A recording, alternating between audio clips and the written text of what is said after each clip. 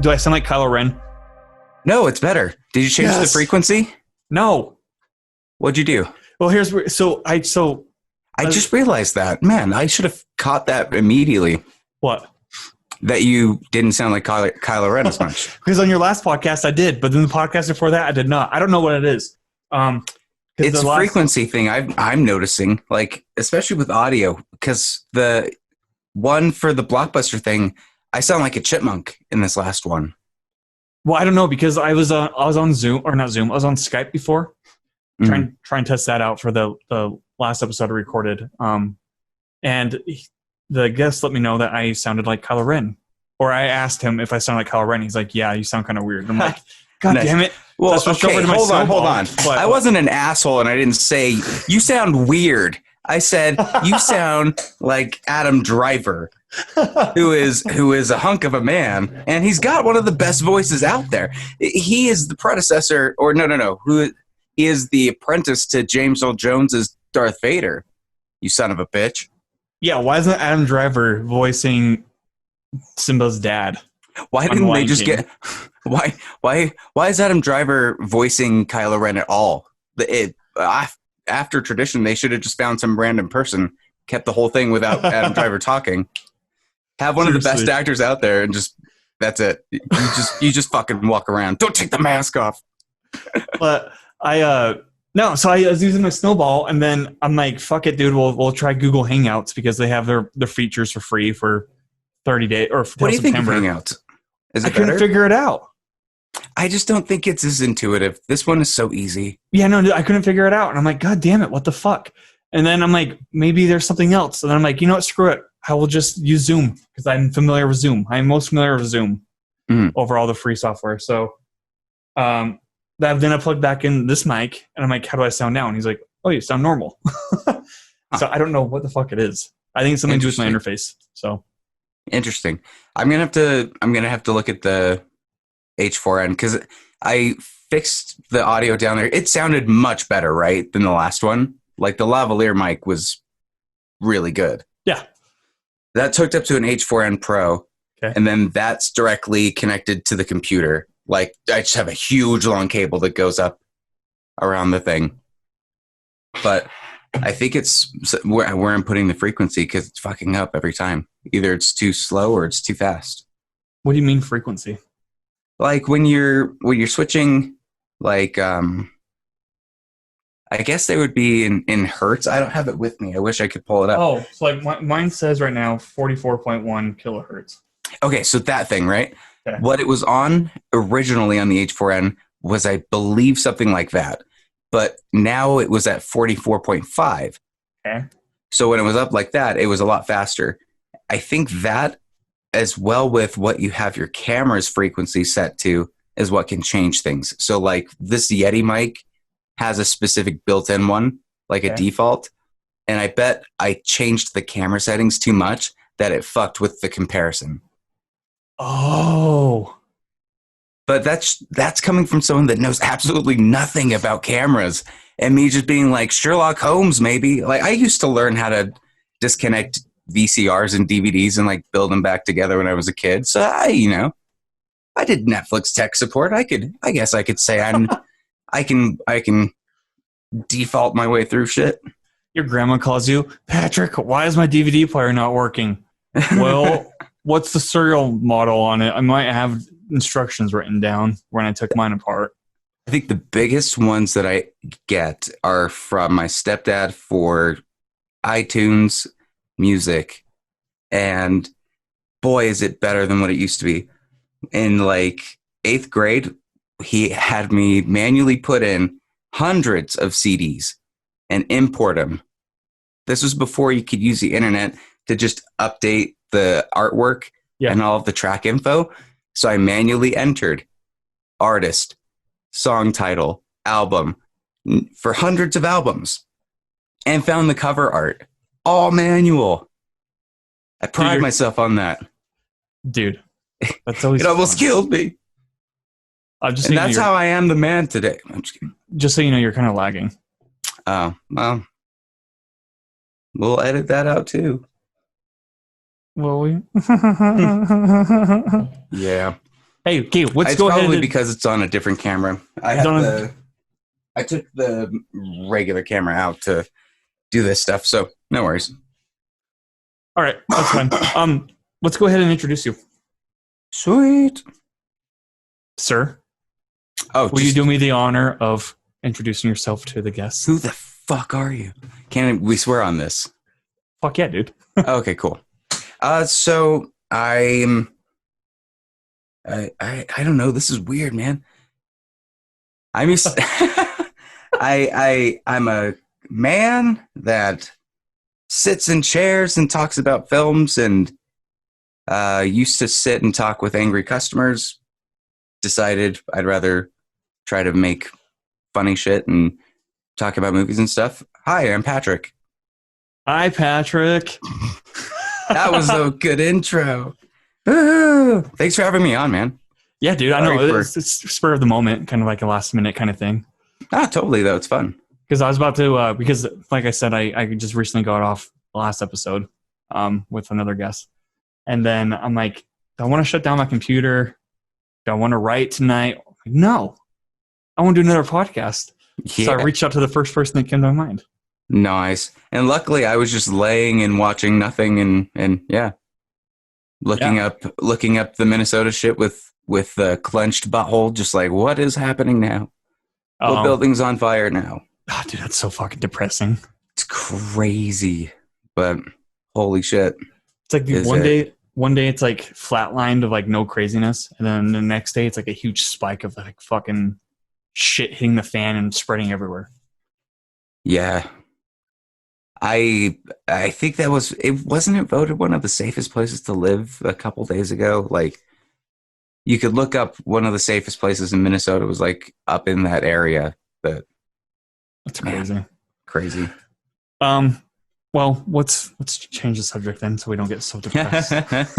Right? So that's the big thing. Sir Patrick Beatty. Sir Patrick Beatty. Yes, I have been knighted. You have been knighted. Mm-hmm. You and I know each other through Facebook. Do we know each other, Chaz? I don't know, dude. Do we? I think we've only hung out, and I used hang out loosely because like it was just like trying to think of like film related stuff, you know. Mm. Like we haven't hung out, but like we've met 3 times in person. How did we? What was the first interaction? Was it just me seeing some of your shit, or you seeing some of my shit? I don't know. I was questioning like who added who on Facebook. Yeah. And then I saw that you were a critic, and I'm like, oh, I'm going to start like warming up to him. Mm-hmm. Oh, right, yeah. Well, because you had your film that came out. Yeah. Which I didn't realize. I saw the fucking award stuff all over it. It's like, Jesus. Why is he even doing this show? This is ridiculous.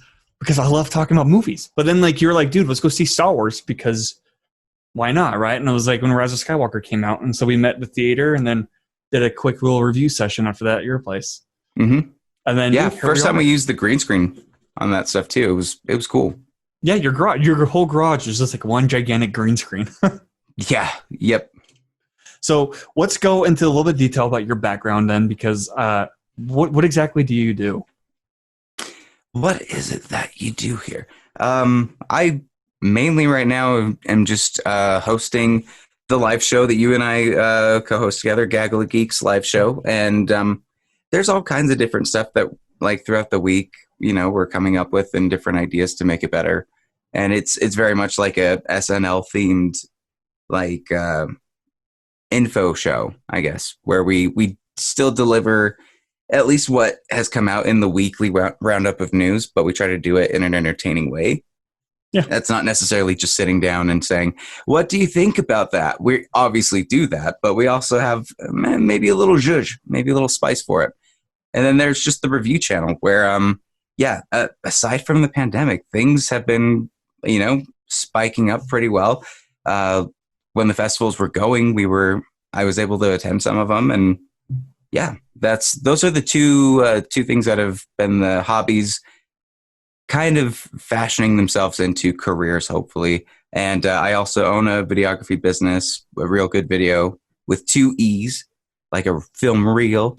And yeah, we just went and did some video tours for real estate houses and wedding videography, kind of more of the boring stuff that hopefully can pay the bills quicker than doing the podcast. Yeah, I understand that. And you're at least promoting yourself as a freelancer and videographer. I have not taken that approach yet. So no, but you do photography though also, right? Because that's not something I've not even touched that. I think that's something that might help videography because you have to really like stage everything.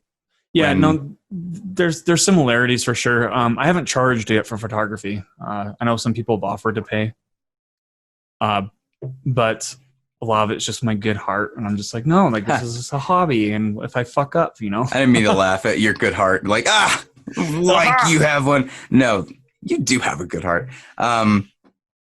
That's the route that I was taking pre-pandemic when there wasn't more of a risk of death for some of these situations. But I think now that that's come in, I've been like, come on, just give me like $20 for like some of these where it's just like, I can't do it for nothing. No, yeah, seriously. I don't want to get a $30,000 medical bill. No, that's not something worth it, you know? Mm-hmm. So you're telling me before we started recording that there's some, like when you're doing like the housework for the real estate stuff, that you wear masks and gloves now? Yeah, well, it's kind of like, I think every business has their own certain thing that they want to pick. And with it just being me, I'm more precautious about like my own health than anything. So I show up with masks, and if people need them or not, whatever, I can't like force them to wear or not wear it. But yeah, like as long as I'm keeping that social distancing rule, at least I hope that it makes the person feel more comfortable rather than me walking like sneezing everywhere or some stupid shit. I'd rather than see like, oh, he's more precautious. He'll take good care of it. You know, he's sanitary. I don't know if there could be some people that are just like, yeah, not at this time. And it's a really good time to be.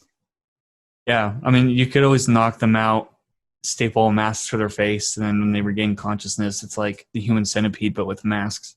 It's really weird to walk into it. Like, this is only the second house that I've done. And to go in with the mask and like, it's so much worse to like just navigate through shit when you've got that thing all over. Like, you're already sweating, but then you've got like your breath smacking you back in the face. And so it's just like ass all over. And you're having to go through all the houses and you're sweating like crazy. I don't know why I was so super sweaty for this.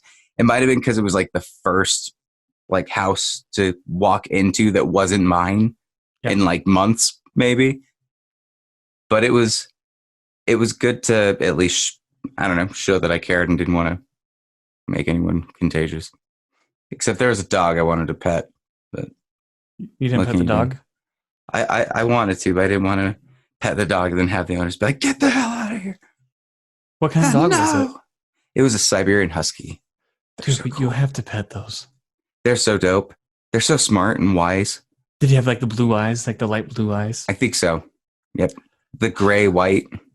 That's such a cool color. They're majestic as fuck. Dude, I would have just like cuddled the fuck out of it. Mm-hmm.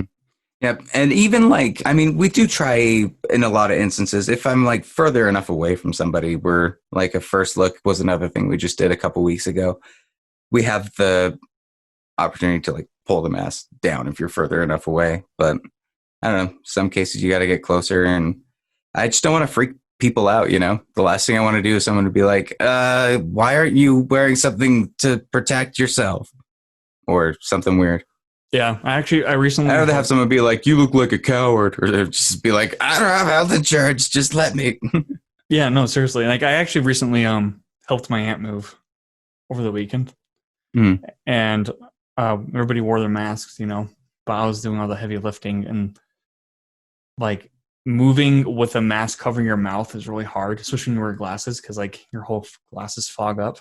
Yeah, no, definitely. And so I had to take Sunglasses, those off. I caught that. Yeah. And so I had to take those off, and then like I got so sweaty, and like the mask was so wet. I just like every time I could just like took it off. I'm like, fresh air. Yeah. But how was the move? Was it pretty fast or? yeah, it was fast. I couldn't feel my legs for 2 days. Whoa. Yeah, my Squats legs were, galore. yeah. Well, and like she lived on the third floor, and then she moved to a third floor, and all she did was like move buildings in the complex. So like I just had to walk across the lawn, and so it was just a lot of fucking stairs. And I live on the third floor too of my apartment, and so like walking up those at the very last minute, I'm like, oh, my legs. And then the next day to go get my mail, I got to walk sideways because Yeah. I couldn't feel my Crap. legs. Point is, I still wore a mask. Everyone just have a mask. Maybe not wear it in certain. It's nuanced at this point. I definitely get that, but it's like a condom, just in case. Keep it on you. Would you rather get the herpes? Or get a vasectomy, which I don't know what that equivalent would be in this. Cut your face off, slice your face, plug your nose holes in your mouth. Full hazmat suit. I mean, dude, I'd be open to that. I've seen these, I don't know if they're real, but they're like these weird futuristic looking suits that are like, this is going to be the new norm. And they're just like dumbass looking space scuba suits. Dude, I want to be like Jake Gyllenhaal and Bubble Boy. They kind of look like that, like a slim boy. Not a fat boy, a slim boy. No, they didn't do anything for Gyllenhaal's figure in that. That's funny. Okay, so you write movie reviews. You are a critique, and you are a podcaster. Yes. And you are a film enthusiast. How, Patrick Beatty, did you get your start in all this? Just loving movies, really. Like the process was pretty easy. And I think the story is similar to a lot of people that got their start doing film criticism, is they saw a couple films that kind of gave them like their Matrix awakening that made them think more critically about what they were looking at. And it, in some cases, it can bring a lot of empathy to a situation that you don't understand or you don't know. For me, it did that for movies and still continues to, but it also showed me that this is something that if there were a way to have a career for it, that would be the direction that I'd want to go, because there's nothing more fun to me than being able to just really nerd out with somebody about movies, and not just like there's that bonding experience you get, like, because really you can connect with anybody with movies. Like it's a universal language. And the more that you do that with people, the more you connect with people, the more you have kind of like this tribe of like-minded individuals, and movies are really communal when it comes to that. And I think wanting to open up about what I experienced from films, seeing that people had different perspectives, and just wanting to jump into the conversation got me into wanting to do it. I guess the film was Whiplash, if you were to pick one that started it all. And there's lots before that like shaped my film knowledge. And sure, like when you grow up, it's not like I grew up started with David Lynch films and watched those when I was 4, and then moved into Kubrick, and then it was Star Wars and like Batman. Like those are my things. But it's been a fun ride having to learn to do it, because I didn't start writing. It was all video to begin with, because I genuinely just didn't think I could write a review. And it's not that I didn't like make attempts. I just would get to a point where it'd be like, I don't see this really pushing forward. But the more that you like get into the sphere and the more you want to express certain topic points, you can't really just jump off the cuff and talk about a film that has a lot of stuff that you want to dig into and delve deep into. So it's, I don't know, movies has shaped me as becoming more educated in writing and doing all kinds of stuff. They've shaped me to be a more well-rounded person, and it's a fun career so far. I think I'm glad you answered the what movie kind of inspired you, because I was going to ask like, well, what movie exactly pushed you forward. But I, for one, have not seen Whiplash yet. Yeah, really. I feel like that's blasphemy. Dang. I don't think it's blasphemy. I think it's definitely a lot of people. I wouldn't necessarily say that one certain film inspires like someone to jump into this profession. It's got to be a culmination, a building up of certain stuff. Like I could go back to 500 Days of Summer when I was in high school and had like breakups that sucked and saw that and was like, fuck, that's me. And then you grew up and realized, oh, that's incel behavior. It's a little weird. Or even watching like Batman Returns and seeing Catwoman as like a strong female character, or Princess Leia as a strong female character, seeing the morals that you learn from following Luke Skywalker and choosing right from wrong, seeing even like personal stuff that you can relate to in like your childhood, whether it's like the great memories or like some of the more traumatic parts. There's just films everywhere that do that. And it's up to you to really find that. Like you can watch any film on the surface level and not get anything from it, but it's the attempt to want to learn more and kind of understand what you're feeling while you're watching these that shape it. And Whiplash is one that really resonates for people that like have that aspiration to want to be the best, but to a crazy degree. And I think a lot of people are like, that's me. Not as crazy as Miles Teller's character in this. Like he really like almost kills himself to the point to get where he needs to be. And I think maybe saying that was the first one is because it's the first one that seeing somebody push for something finally made me want to push for something. So that I thought that was the good parallel for that. But again, there's so many other different movies. What was like yours? Honestly, it was The Breakfast Club. Ooh, that's a cool one. That's a cool one to start with. Well, I just remember watching that and being like, I did watch that like in junior high. So like, when detention was a thing, and I'm like, oh, I'm an outcast. So in that sense, I kind of related to it. But like, it was the first film that actually got me thinking about like, is this a movie I could make? And is this a movie I could write? And like, they're in one location. Like, and then that's the first movie I started focusing like on the edits, essentially, and like seeing like when they would cut, and I'm like, oh my god, like this movie's great for that reason. Now, I mean, like there's some like, Johnny Hughes issues stuff with that movie, but it's still, to me, it's one of the movies that kind of laid its groundwork for me to keep going. And then after that movie, I saw Halloween, which is another indie pushed movie, where it's like, how much can you do with what you have, So I started looking at films from that standpoint, and I don't know, it's just kind of stuck to that structure in a way. Yeah, very cool. But I don't know. I've always liked writing essentially, and doing deep analysis of some sort, because I almost went to English as my degree when I went to school. Oh, nice. That's my wife has an English degree. Does she? So like you just dissect books and you dissect. I think she's the only reason that the reviews have come out legible and understandable, because like just unbeknownst to her, she would just get some ping, please look at this. And it's just like all one sentence. Oh God. Oh shit. What do I do? She That's really funny. Really shout out to her. She's helped more than she understands probably with that. That's funny. Also Grammarly, shout out to Grammarly. It's a great extension. What's Grammarly? Dude, Grammarly is like a grammar extension that you can put to Chrome or Mozilla. It just it's like a spell check that helps with everything. Is it free? I use it. It's free. You can get a free version, I think. Huh. My gears are turning. Do you even school? Yeah, bro.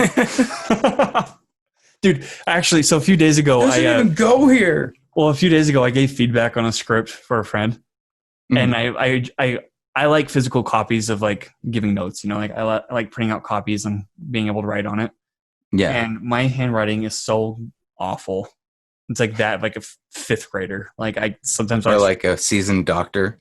Yeah, and like I get so caught up in like if I'm spelling a word right, and then like I have to scratch it out, and like I end up spelling it wrong anyway.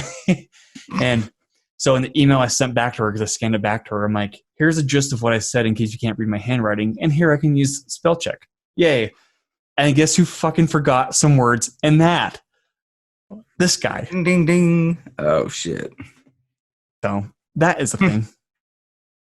Yeah, even like a screenplay is daunting. I need to really nail down like understanding how to properly format it, because I'm sure you saw from how we tried to write the sketch.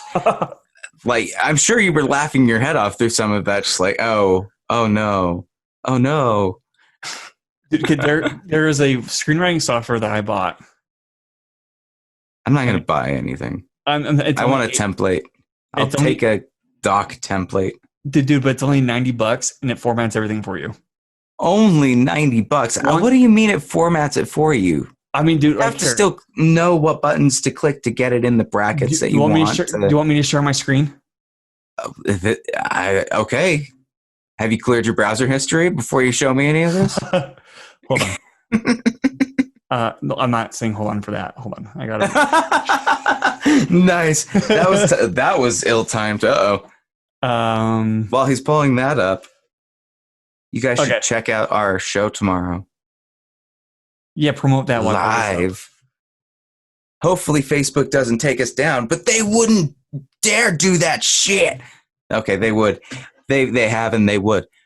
Check out Gaggle of Geeks Live. We're gonna be on for Facebook, YouTube's, Twitch. We're on Spotify, iTunes, Google Play, Google Podcasts. We're really everywhere. Check out the live show though first, because that's probably your more fun experience.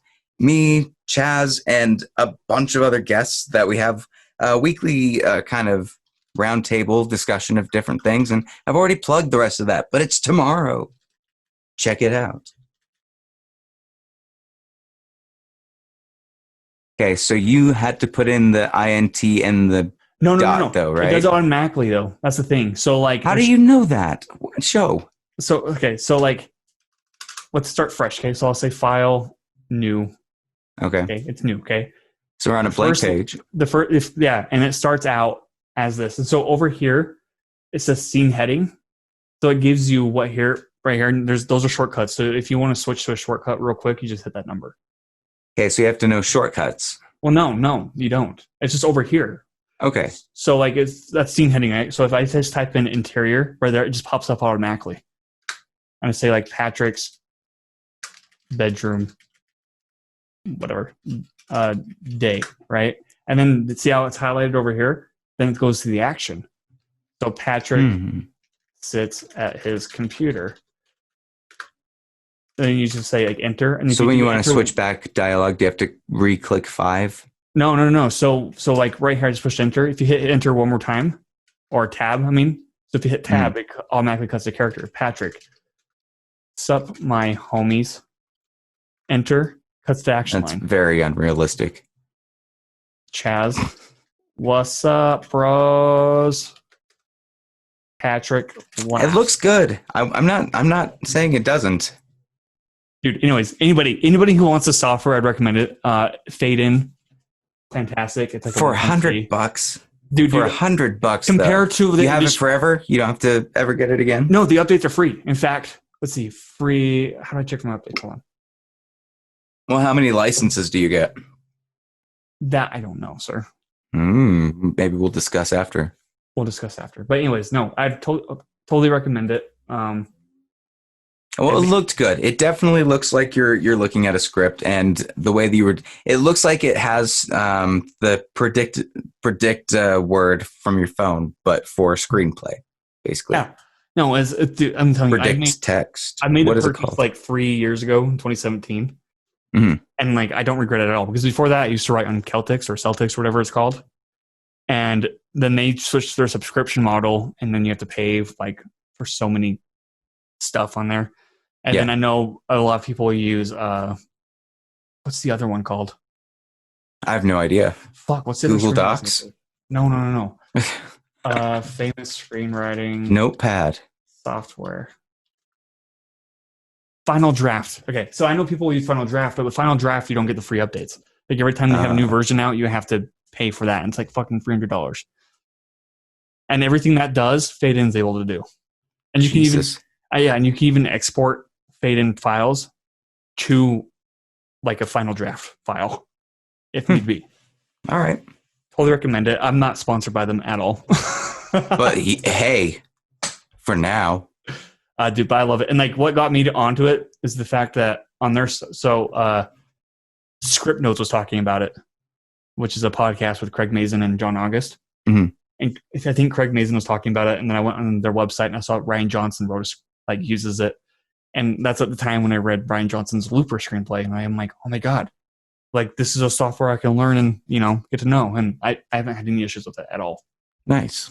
No, I'll check it out. Yeah. There's just that. This episode is brought to you by Casper Mattresses. Do you like sleeping on a mattress? No, we're not sponsored. I gotta figure out how to get sponsors on this. I have no idea. Dude, I don't know either. Some random person sent me something saying, want to? Send me your stuff. And I sent my stuff and he said, no, thanks. And then that was the end of it.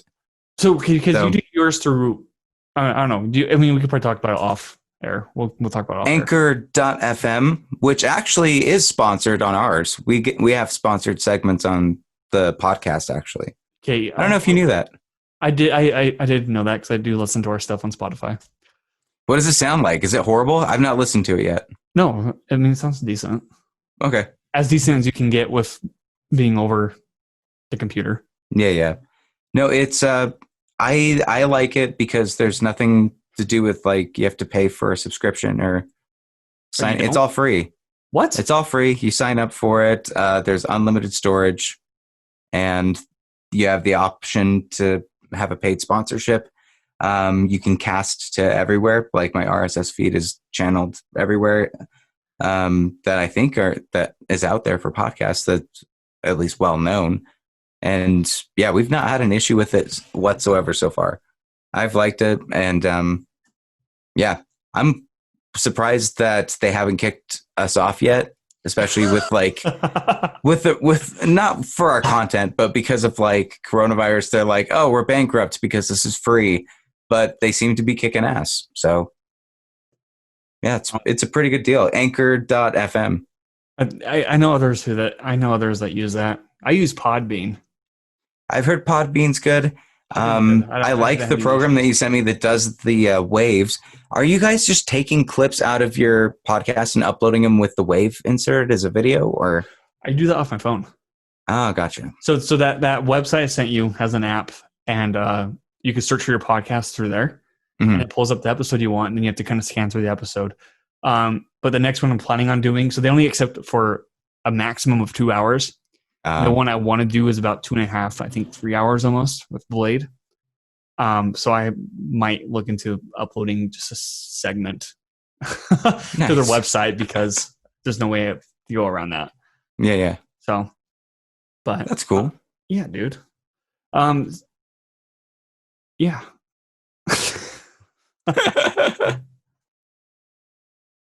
Sorry. That was fun. Sorry. So what's a great experience you've had while writing your review website and your podcast? And like, I didn't know that I don't think there's any great experience writing. Probably in doing the video reviews, or you mean just like in probably Sundance, if that's the question. Like, what's the craziest experience in doing this stuff? Yeah, dude. Let's talk about that then. Like, how did that go?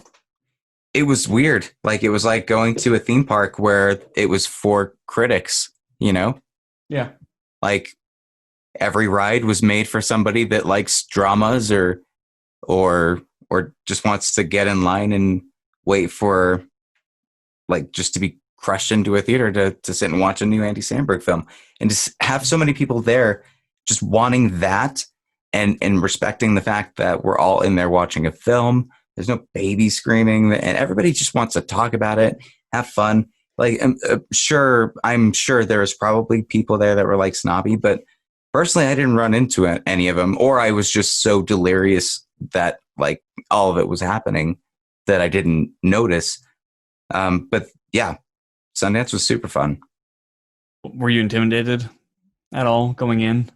I was only intimidated when it came to like making sure that I got the questions out when I was doing interviews with like the red carpet celebrities and stuff. But going into the movies, no. And then with people, I don't think I was super intimidated. It was more just making sure that I was in the right spot at the right time and wasn't like just not using my time wisely. That was more the big like worry that was stressing most of the situation, because every screening you could possibly get into or not, and you'd only find out like 5 minutes before, because that's when they would let our specific press group in. Everybody else would already be let in, and people would be let in past the point where they've already let the line out and you're still waiting. So it could fill up really quickly. And after that point, either you've got to make like a 15-minute window to get to another line that might not get you in, or you're just stuck for like 2.5 hours until the next segment goes through. So there's a lot of weird stress with that, but you fill that with Burger King and, life is good. And okay, this year though, did you get sick at all after Sundance? 'Cause that's some speculation. No, I didn't get COVID. That's what you're thinking. I don't believe I did, but here's my reasoning as to why I don't think I have anything yet. Is weed exists. And I've been seeing studies that smoking is actually a good deterrent for COVID. Well, it does have a lot of medicinal uses. Well, something about like the buildup of stuff that gets in there kind of like is like a coating that blocks it.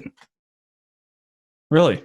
Mm-hmm. Something. Look, that could have been from some uncle that lives in a basement that's like, man, man. When you smoke, you feel good, and you're not gonna get the Rona, man. It's like that 70s show. He's just singing a circle with all of his friends. Shabba-doo, bap-a-doo. Doobies were not goo.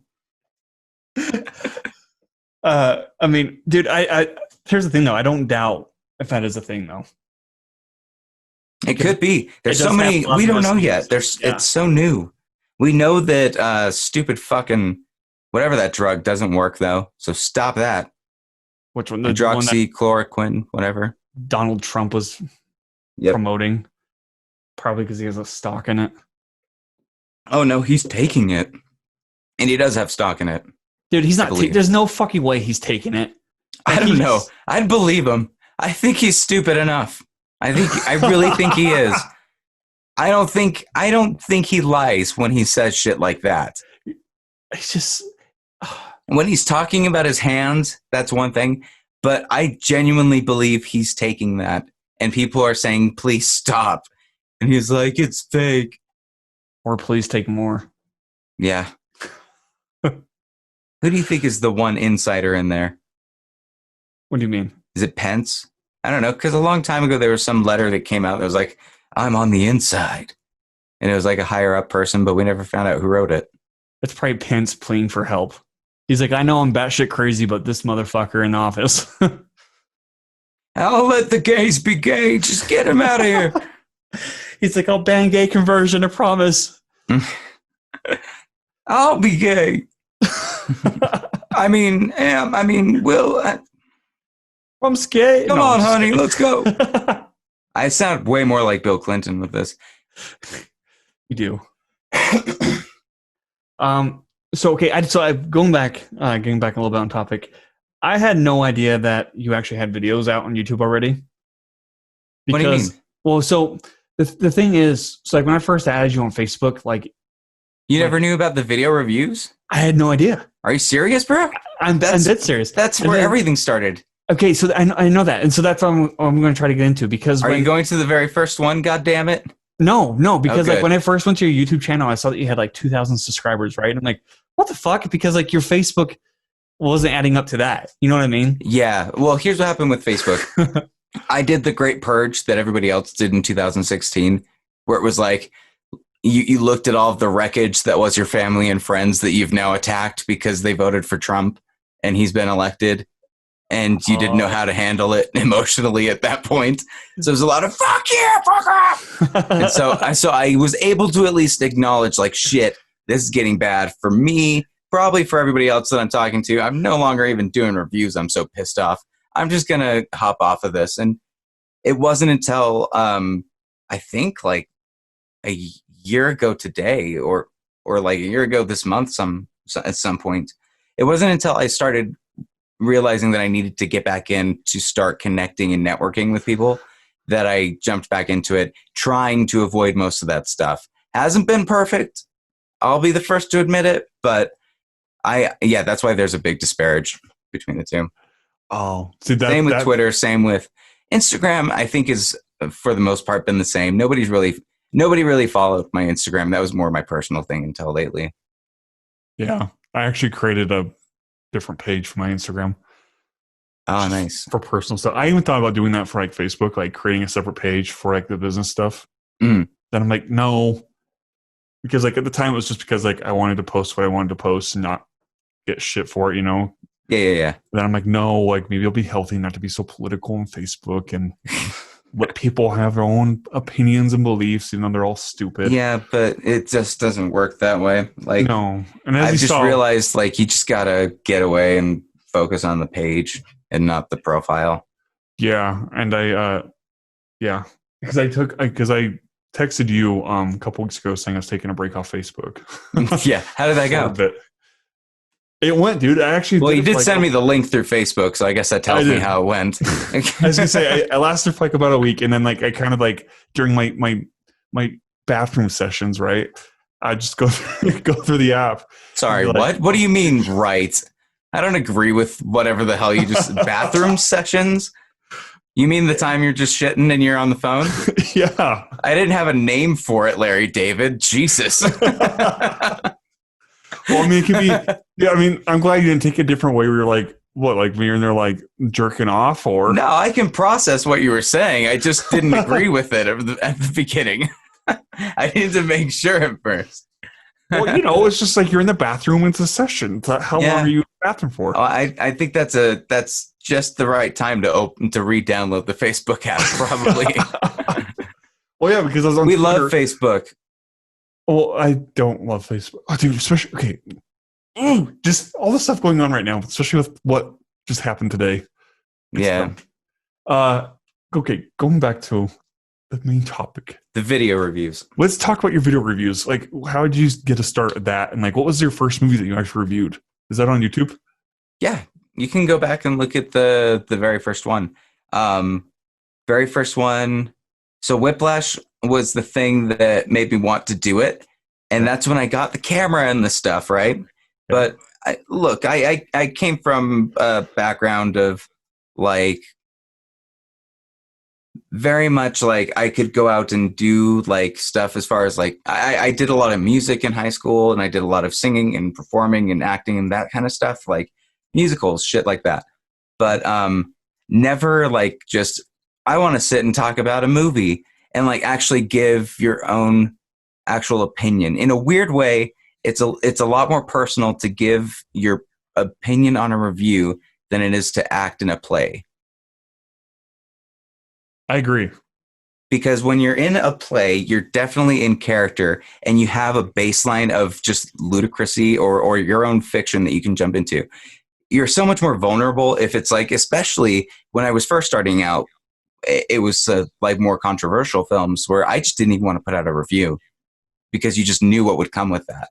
I've gotten a lot better with that. Like, you know, you got to put out your opinion when you got to. But it took a while, and Whiplash started, but I would always turn on the camera and turn it back off for like 2 years. Like I tried so many times to do reviews, had a whole setup for like 2 years at the dorm I was living in, and was binging through as many movies as I could because I just wanted to be like, all right, let's study up. This was the thing. And then once I got married and we moved down to Ogden, I think we were just far away enough from just like thinking that there were people that could be watching to be like, let's put this video out and hopefully no one sees it, but I wouldn't mind if someone saw it. You know what I mean? Yeah. So we were drinking one night, and then I saw on Netflix that they had American Psycho 2 with Mila Kunis. And I wanted to be a niche at the beginning, like a niche kind of channel. And so I thought it'd be cool to do drunk movie reviews where you just get drunk. I think the slogan was where I get drunk and yell about some shit. And yeah, I think I did like, I don't know, 7 to 10, enough to where it's like, oh, that's going to be a problem later down the road. Stop doing that. Yeah, so I am on your YouTube right now. You have American Psycho 2. Was it Giggly? Geely. But there's a lot of mispronunciations in that video.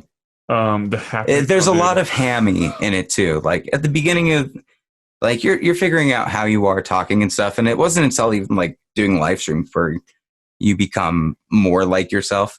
Yeah, all of that you're just totally cheesing it up. Yeah, the whole thing. I did Big Lebowski with White Russians. I did try to make some stuff out of it. We did Amazing Spider-Man 2, Batman and Robin, The Happening. So yeah, so the ones that the concept was the movie's so bad you have to be drunk to watch them. I can get that for Batman and Robin. But I do have to admit, Batman and Robin is like first kid chubby that I ever got with Uma Thurman as Poison Ivy. Like, well, Michelle Pfeiffer, I've got to say, no, it'd probably be Carrie Fisher. Like everyone's was Carrie Fisher, but then Michelle Pfeiffer, yeah. Then Danny DeVito, definitely. Then Jim Carrey as the Riddler. Suit Me Up, Uncle Alfred. Oh my God, dude. Alicia Silverstone. Ooh, Blast from the Past. That was a film I loved growing up with Brendan Fraser and Alicia Silverstone. I haven't seen that actually. It's pretty much what we're living right now. So, family in the 70s during the Cold War think that a nuclear fallout has happened and they all go down into a bomb shelter. Really, it's just a plane crashed in their front yard. So they feel this huge impact. They think it's a nuclear bomb. They lock down for 30 years down in this fallout. It's Christopher Walken. I can't remember who the wife is. And Brendan Fraser is still a baby in the womb. So she gives birth to the kid in quarantine, essentially, just hiding out there. And from there, that kid is being raised. It's crazy. Sorry. Stupid phone. Oh, you're good. It's so unprofessional. So I've actually had son of a bitch. I think it was like 2 episodes ago. My phone kept going off on my own podcast, on this podcast. And I think I did a decent job at editing it out, but it was Shia LaBeouf doing his like, just do it. Just do it. And then it was like Mad Max music because somebody's trying to call me. And I'm like, are you serious? Like, who needs me this much? Like, nobody ever texts me. Right? Hey, I need you that much. Well, I forget often. I need you that much. I don't know. But so going back to your reviews, like your video reviews. Yeah. I imagine, because like I've tried to do vlogging a couple times. Mm-hmm. And it's always awkward. There's something awkward about staying in front of the camera and like trying to remember what you have to say and like trying to present yourself in a certain way, right? That's only if you want to have a script or prepare what you have to say. I honestly just went up and winged it. You just winged it on all your stuff? Yeah. Yeah. Usually the rough cut of those were about like 12 to 13 minutes long, and they would be edited down to about 3 to 4 minutes. And there's a lot of self-conscious, God damn it, why did you say that wrong parts in the unedited clips. A lot of fuck. That's why I stopped doing it, because I was like, it's taking too long to cut me saying stuff when, I don't know. Are you going to go back to it? It'd be fun to do reviews. I'm trying to figure out how to, just like with Gaggle of Geeks, how to improve it. Because I don't like going back to the same formula of stuff. Yeah. So maybe if we can find any way to do it, maybe more analysis stuff like I was talking with you about earlier, maybe we could do things like that. The movie club thing that hopefully we'll start on. I have no idea what the hell that is. We'll talk about that one later. Yeah, we could talk about that after this if you want. Nah, I don't have anything to say about it yet. Just like, we're going to say that we want that and see what happens. I like the idea of where it's going. Mm-hmm. It's like Babysitter's Club. But for So movies. did you go to school for film then at all, or? No. I graduated high school and everything. Then right after high school, went on a mission and then came back after 6 months from that. Okay. And from there, I'd come home early and just without going too much into detail, like depression and anxiety is quite a mistress. And they had their way with me through most like 1 to like 3 years of me trying to get back into school. And I'll tell anybody, if you have gone through any type of thing where like you think you need to jump into like college right after, or you think that like something that's like a big decision is going to help fix it, it usually doesn't unless you can get like yourself right.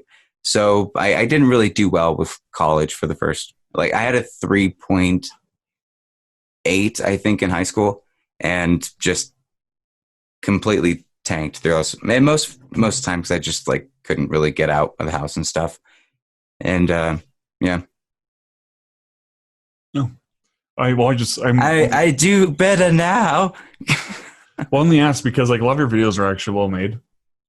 I self-taught. I think that was the fun part about all of this, really, was doing editing really opened my eyes up to loving films even more, because in a very, very small way, I was getting a tiny people into the huge process of movie making.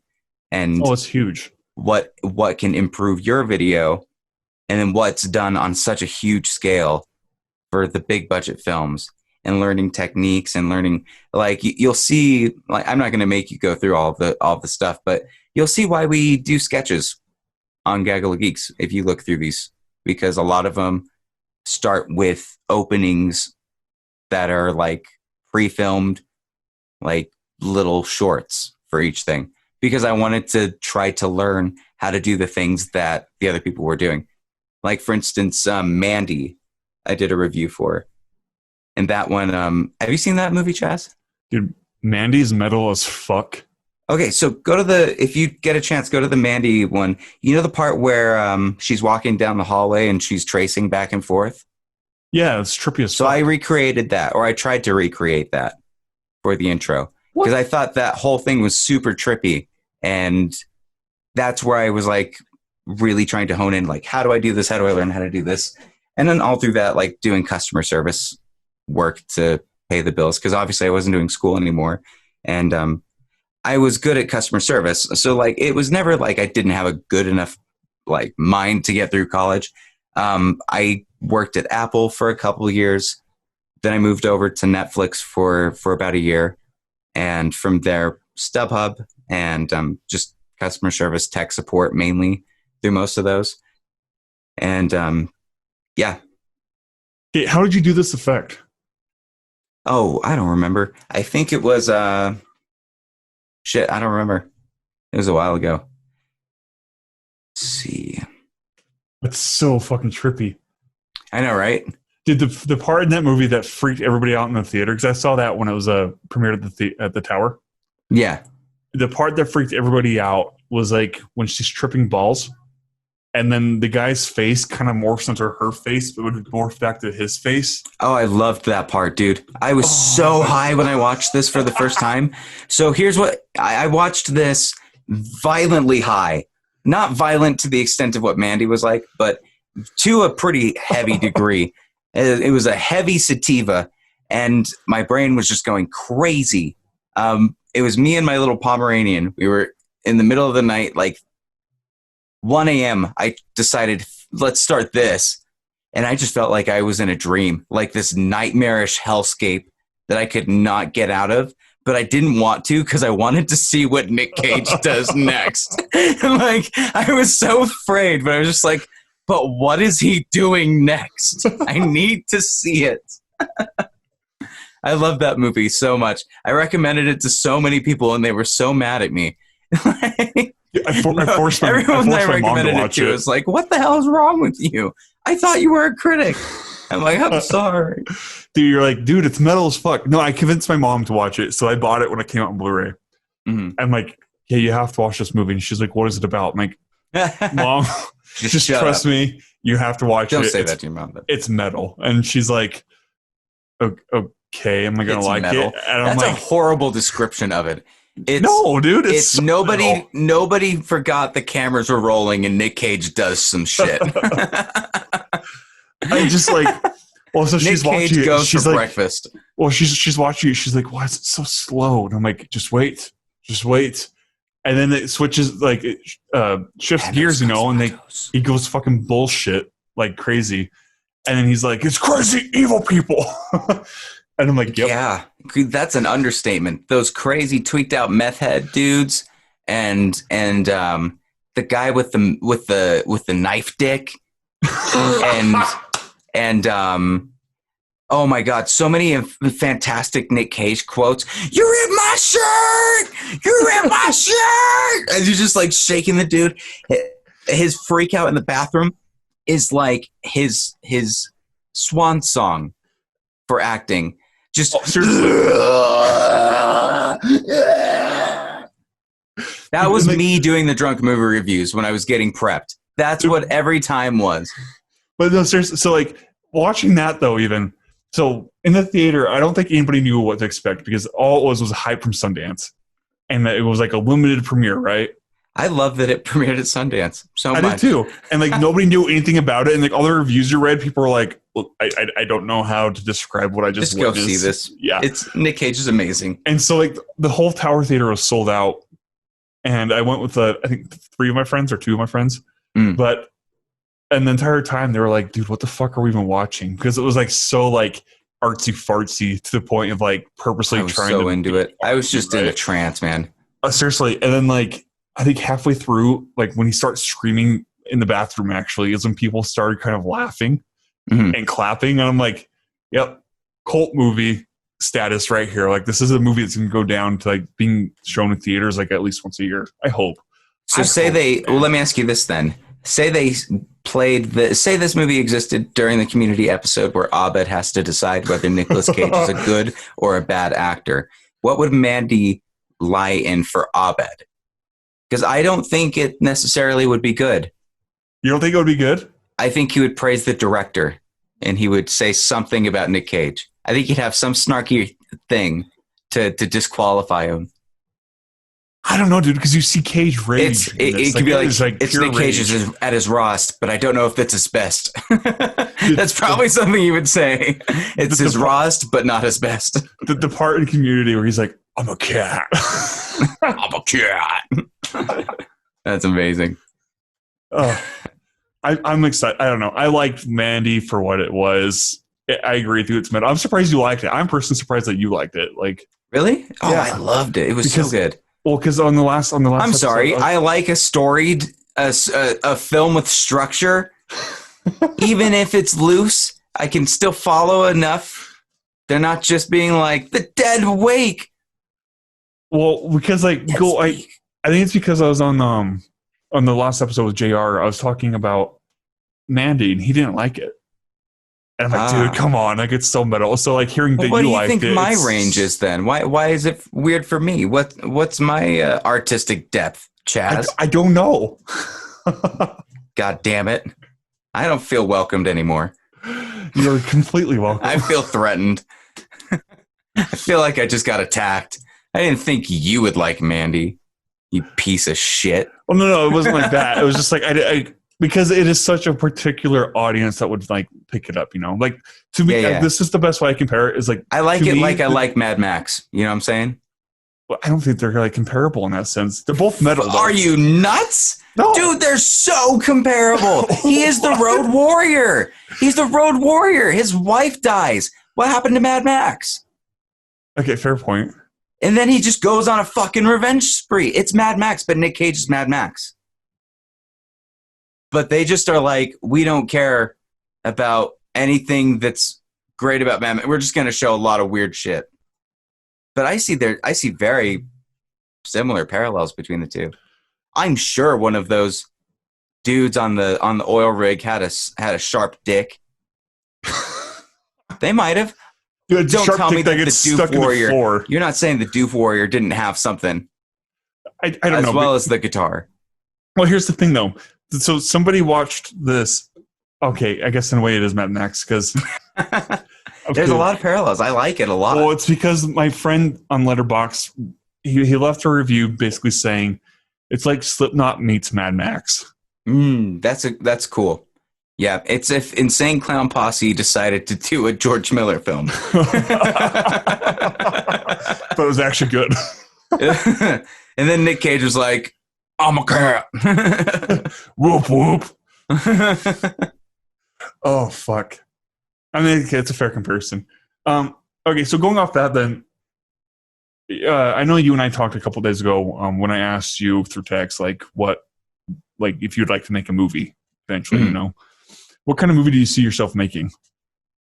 I don't know. I think it depends on what direction I want to take. Like, do I want to go for more of the personal side, or do I want to go for the more creative, like maybe even adapting something that someone else wrote route, you know? I think there's some projects that I have in my mind that are personal that I don't feel like I'm advanced enough to tell just yet, if that makes sense. Like what?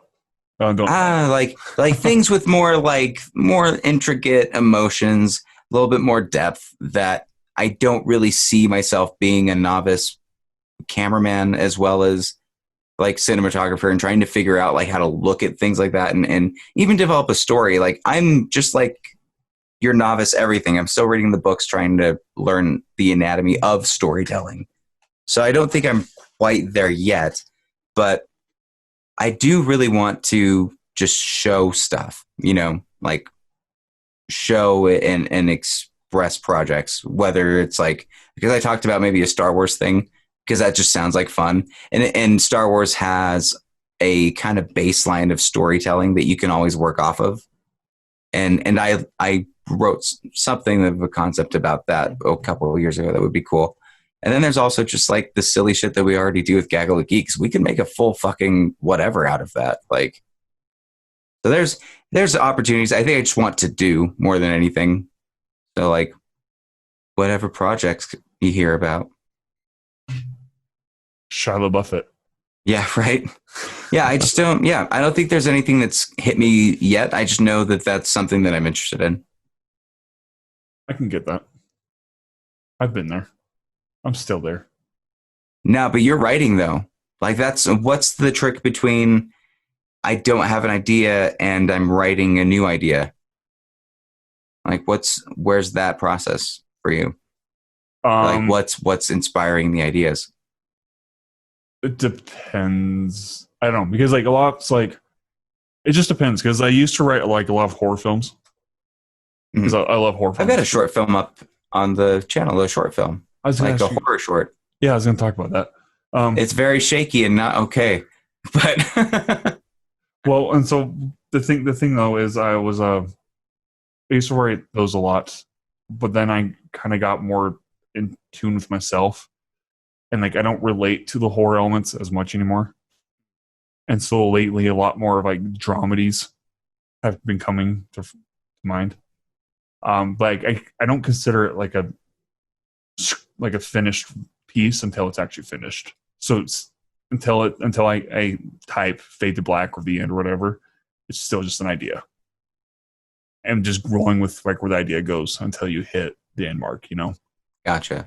Where do you start? Like the idea or characters? The idea. I actually, my writing process is I actually know how it's going to start and know how it's going to end. Nice. I always get the end. Like I usually get like the very first image in my mind. And then like I'm in the shower or on a walk or whatever, like this random scene will come to my mind. And I'm like, that's the end. So I just have to figure out a way to get there and meet in the middle. But one of the scripts I'm working on now, it's kind of personal, more in depth with like emotions with family and stuff, you know. You wouldn't want to do that for your first, right? No. That's where I'm at. Let me get the stupid one out first. The stupid one that everyone's like, he did that. Dude, well, I mean, I have a feature written for a horror script that I think would be fun. I mean, like it's just like over the top blood and guts and stuff. And I even had a producer at one point read it. She gave me feedback, and I haven't heard back since. So I'm like, I can't put all my eggs into that, you know. So like, I'm moving on past that, and like, if I get a chance to make that, and so be it.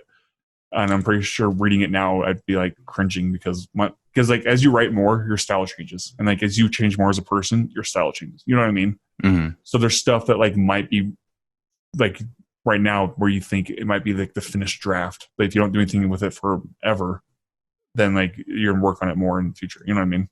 Yeah, and it'll probably change your perspective when you get back to it.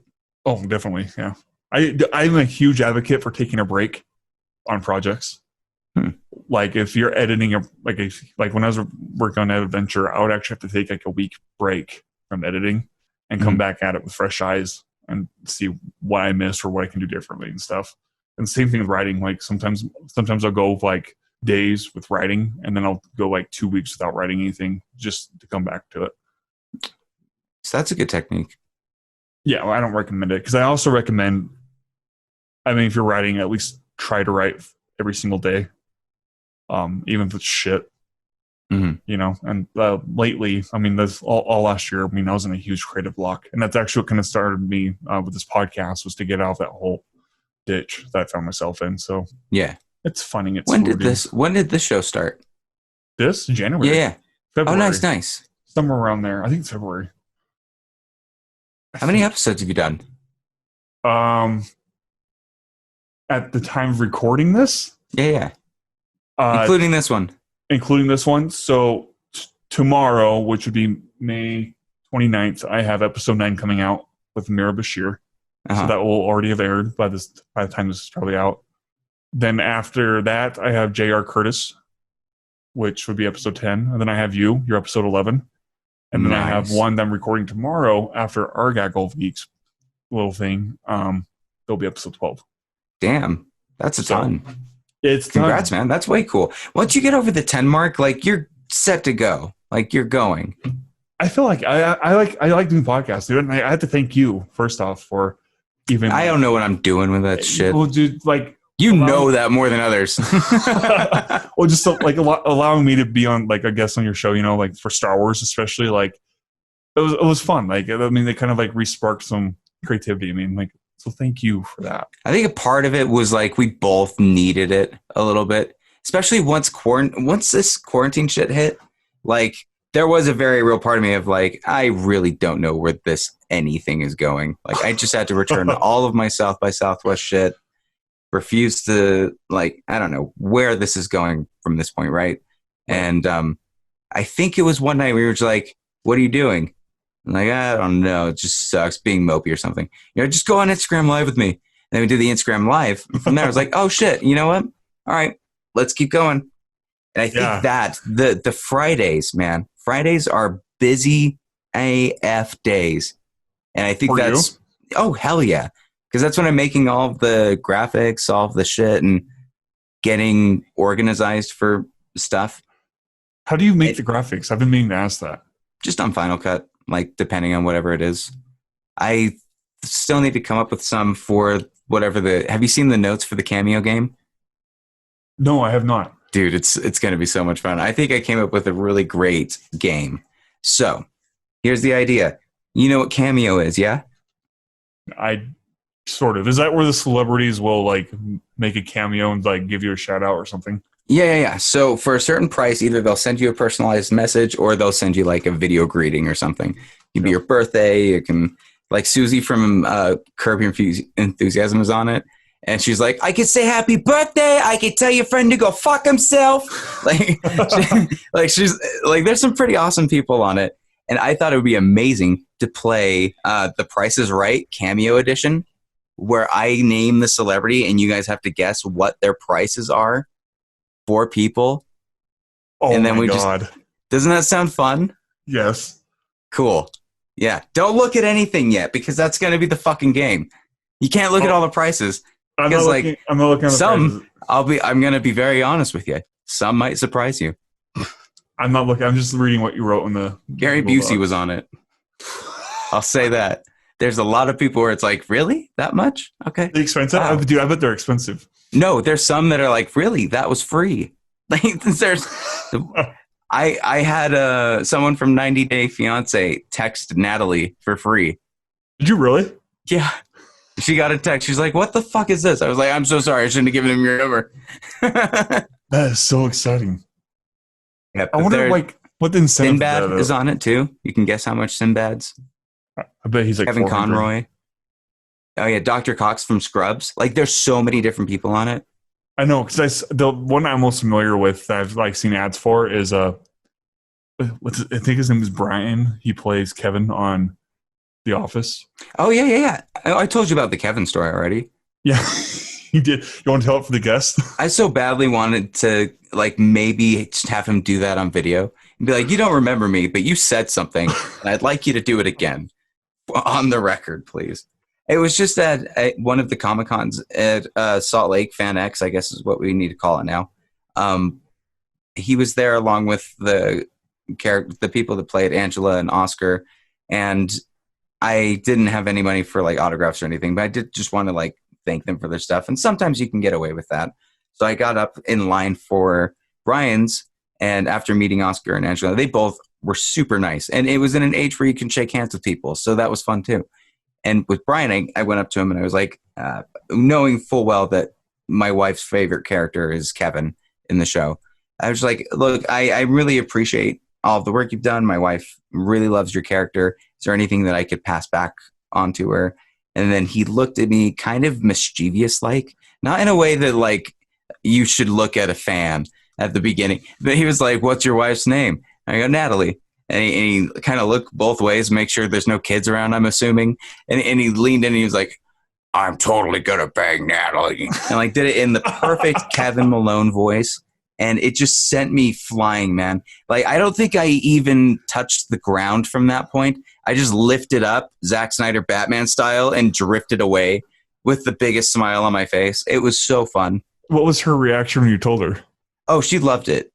Yeah, I really wish I could have like sneaked something, but I didn't want to be a dick and not pay for it if I couldn't. But that was even better. Like he somehow made it priceless.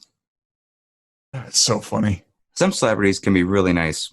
Like I know you get stories about dick ones, but I honestly think that's when you're a dick. Like if you see one of them trying to catch a taxi, maybe don't ask for an autograph right then. Right. I think that's what most people are like. If they're not doing anything and they're not being bombarded, maybe saying hi or something is cool. Treat them like another person, yeah. And I'm firmly of the belief that you should thank people that have inspired you, that are a part of your creative process. And if you get a chance to, I don't think they see it as rude if you're just coming up saying thank you. And I think that's a better memory than just like picture or selfie. Like you get a moment. No, I totally agree. What was your biggest like celebrity run-in where you've had the opportunity to do that? Mark Hamill. What? I think Mark Hamill would be the biggest one. I don't know. Would Glenn Close overshadow Mark Hamill? In my mind, it's Mark Hamill and Luke Skywalker. That'd be and good it's a story. It is a story. In fact, you ready for this? I'm going to tell it. So this is the lightsaber that he touched from Fan X. You can kind of see the sticker. But anyway, this is when it was back. No, it was actually Comic-Con back in this time. So this was one of the times I actually got to cover this for a Marvel news site. Valerie actually used to run a Marvel news site. And I had met her, Valerie Cameron. Sorry, I should have said that. She's the radio host for B98.7. And she was running the Pride Center as well as the, I guess, site that she half owned with somebody else, and they were a Disney acknowledged them Marvel news site, but not like the Marvel news site.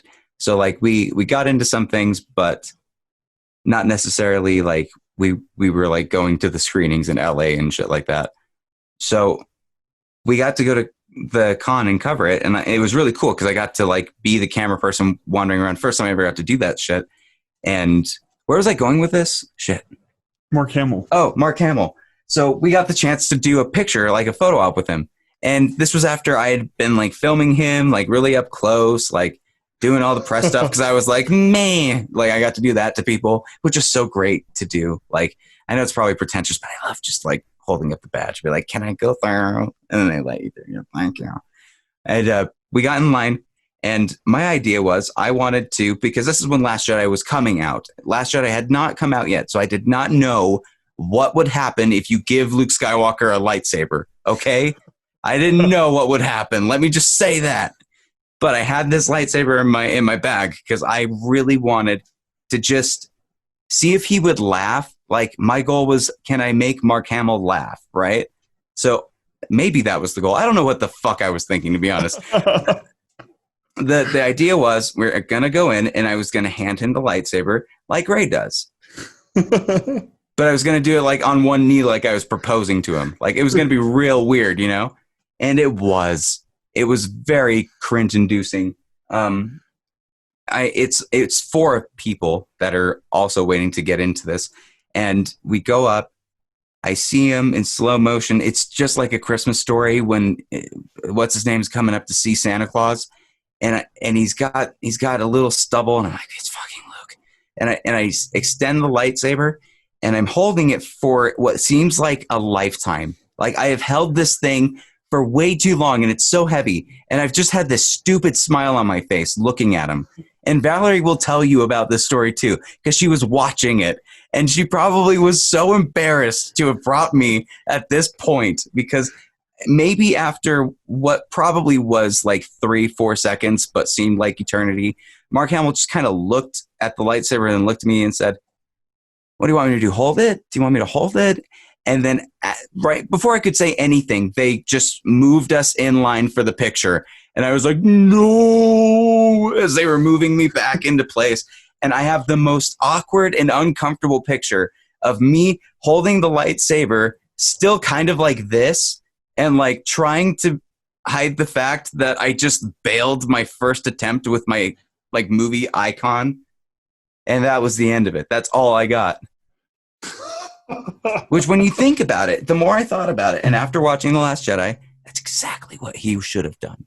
You know what I mean? You know, he's probably had a lot worse He was giving me a hint. That. He was like, listen, kid, expectations are not going to be met this year, okay? I disagree, but... Look, you can disagree with Luke. That's what Luke said. I'm just kidding. No, but dude, I mean, more like, who's this fucking kid? What the hell? Honestly, I mean, he's probably had like a lot of weird interactions. Well, what I think it was is he genuinely was curious what to do. You know, he's like, what would you like me to do? You want me to eat it? Do you want me to? I'll do whatever you want with the lightsaber. But it was too quick. It was too quick to put me back in spot for a picture. And there was so much going on that it was just like a you'll shoot your eye out kid boot to the face. Because like I had no chance to even say anything back. It was just awkward. Do you think don't meet your heroes, kid? From that point, I thought I wouldn't embarrass myself. But yeah. What would you do though if you meet him again and he's like, "Oh, you still have that lightsaber?" I pray to God he doesn't remember me. That's what I would do. I would say, I hope to God this guy really doesn't have a good memory, and I can maybe give a better first impression. Because, like, seriously, you remember this forever, man. Oh my God! But it's so great. Like, it's great to like know the little stuff like that. Michael Shannon was a pretty good like random run-in at Sundance. He's a nice guy. Yeah, and he's enormous, and I'm 5'5", and it didn't work as far as like getting a selfie. And we were going downhill on Main Street in Sundance, and so I was like I was like, "Can I get a picture with you?" But he kept walking, and he just went, "Okay." But we just kept walking, and I was trying to get the shot, and so there's a really cropped out half of me, and then a full Michael Shannon. How tall is he? He was like 6'1" or something. He's big. Michael Shannon. 6'1"? 6'3". Damn. Dude, yeah, he was really big. Jason Momoa was there too. Yeah, Sundance is where you get to do the celebrity stock stuff. See, I went to Sundance in 2019. just hanging around because I think we saw one movie up there. Oh, nice. It was awful. I wouldn't recommend it, but Sundance or the movie? The movie.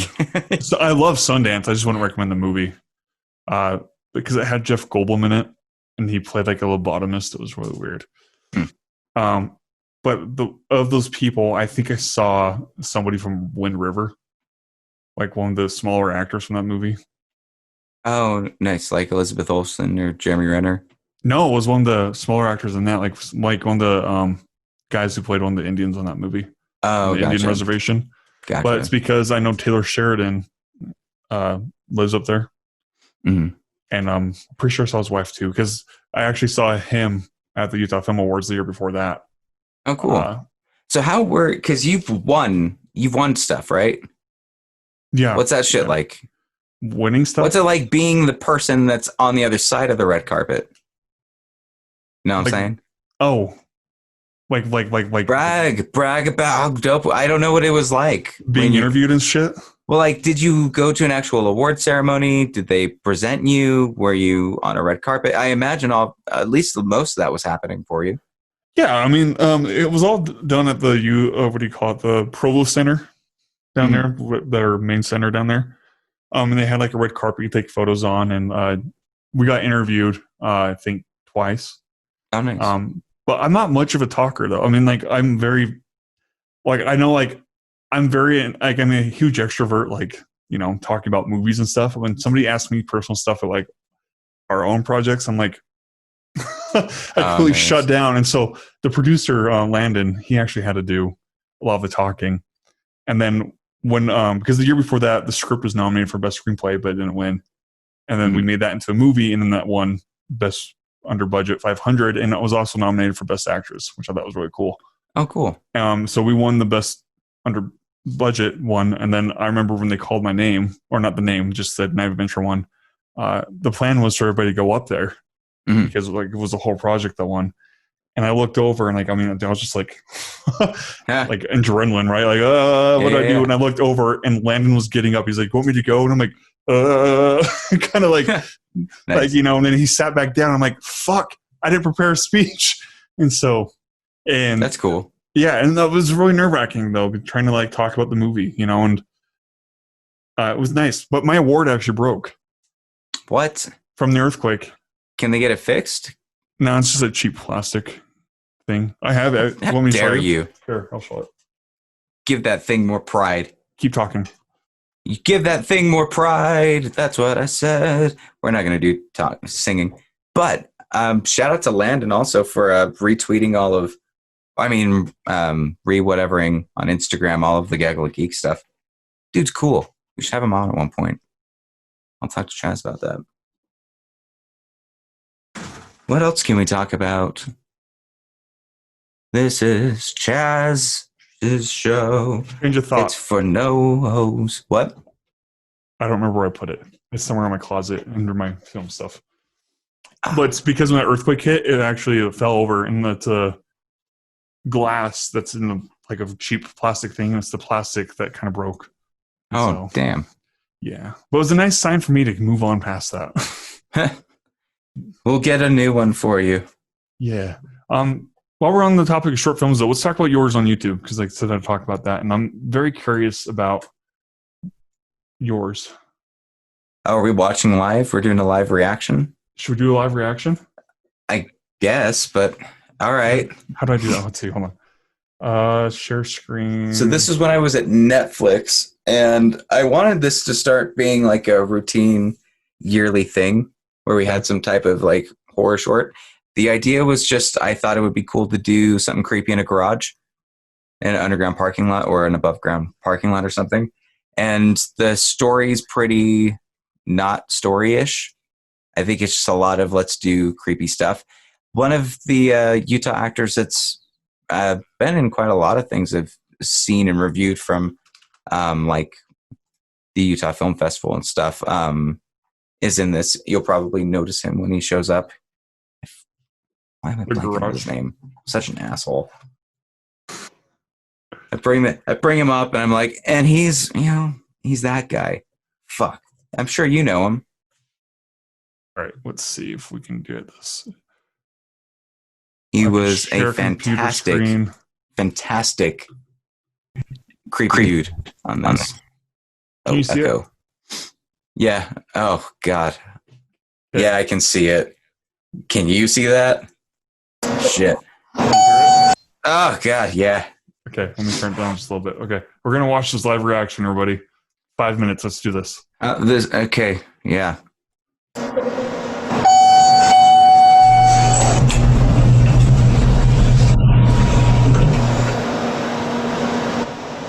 Shout out Connor McCrillis. She's not really an actress. I mean, she was just a friend that worked at the call center that said she would do this. So I was like, thank you. Yes. The garage. Jason Wixom. There we go. Oh, I know Jason. Right before he showed up. Yeah. That's fucking creepy, dude. He did good. Mm-hmm. Yeah, there's already like, you know what the feeling is like when you look back at stuff and you're like, ooh, there's a lot of changes I'd make. Fuck that, that's creepy.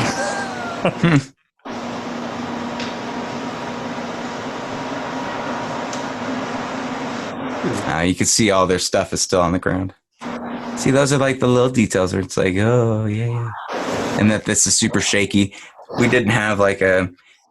Like, now that I've got a professional videography company, this is why I'm really cringy about showing this. It's not this shaky. We do professional wedding stuff. She's driving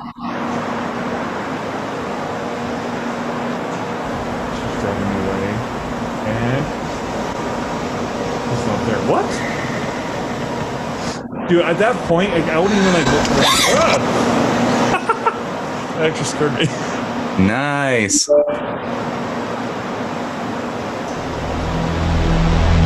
Check yourself out early. And very, very cheesy piano stuff that gets very loud. Yeah.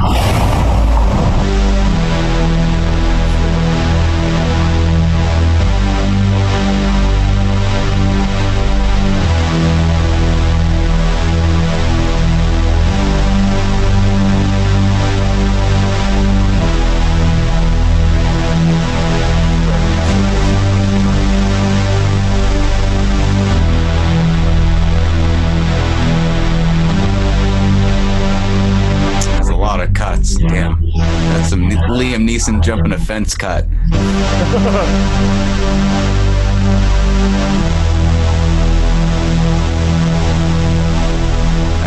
So I think we had a fly cam. I just didn't know how to walk with one.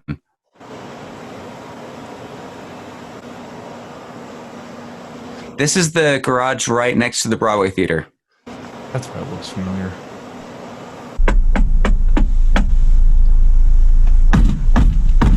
No.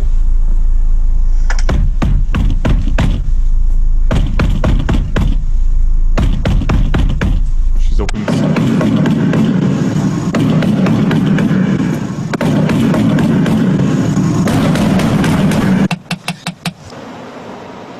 It's $10.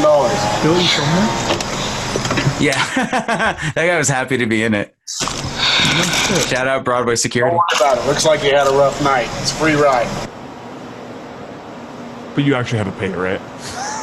I believe we did. Yeah. That would have been hilarious. Actually, legally, I think I'm allowed to say we did. I don't know.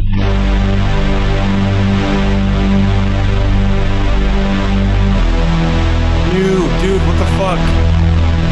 Right? I was so happy with that. I was so happy with that cut. Oh my god. I'm gonna rewind that.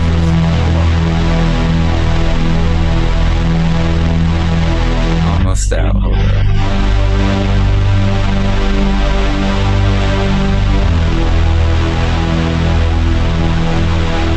This is a psych patient.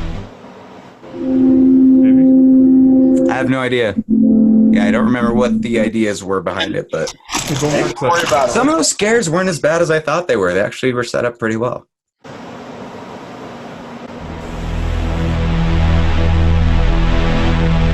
you do this? Is he just there the whole time? Yeah, he's there the whole time. Yep. You kind of saw him right there. So you're using the car metal frame right there? Yeah. That, dude, fuck, that's fun. For a first attempt, it wasn't too bad. That is cool. Yeah, it just needs to be a lot smoother. So for those who want to check this out, it's called The Garage, creepy short film on Patrick's YouTube. Maybe turn the volume down a lot. Done sharing. I think I'm done sharing. Dude, that reminds me of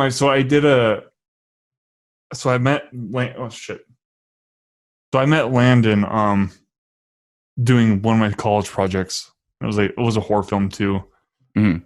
And watching it makes me cringe because I'm like, there's so many things I would do differently, right?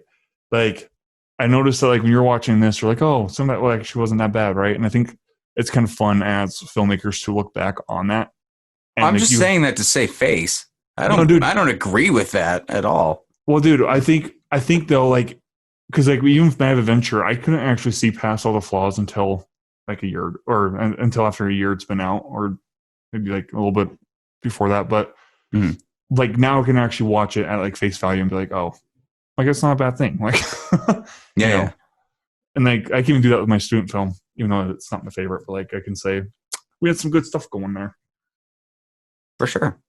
No, it's a good thing to always, like, I guess, look back at some of these. It was sweaty to do it on recording, but I do think you learn a lot when you look at the first ones. Yeah, for sure. And so when you're doing movie reviews and criticisms, do you take that in consideration, like the process of the filmmaking? Oh, absolutely. If you're not, then you shouldn't be reviewing films because it's not the proper way to do it. I'm not talking about going behind the scenes in the drama and letting that affect it. Yeah. Like being like, oh, but it's Mel Gibson, so we can't overlook the fact, even though Hacksaw Ridge was a decent film, for example, right? Right. There's a lot of instances like that where you have to take a nuanced look at it, and I don't think that those should ever really apply to the overall art of the film itself, if you choose to watch it or not.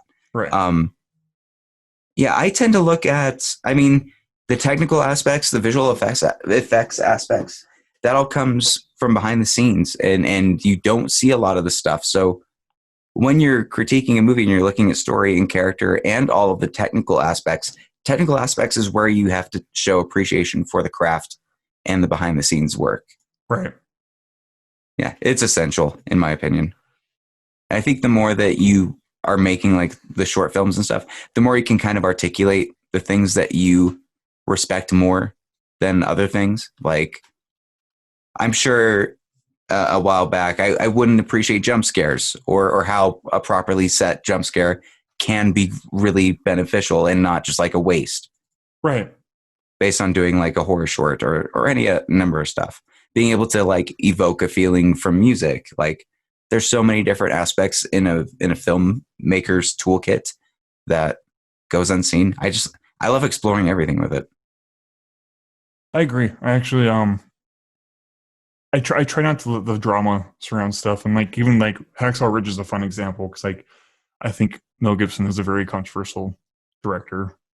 Not just for his films, but just for his personal life too. You know, like he's kind of a asshole.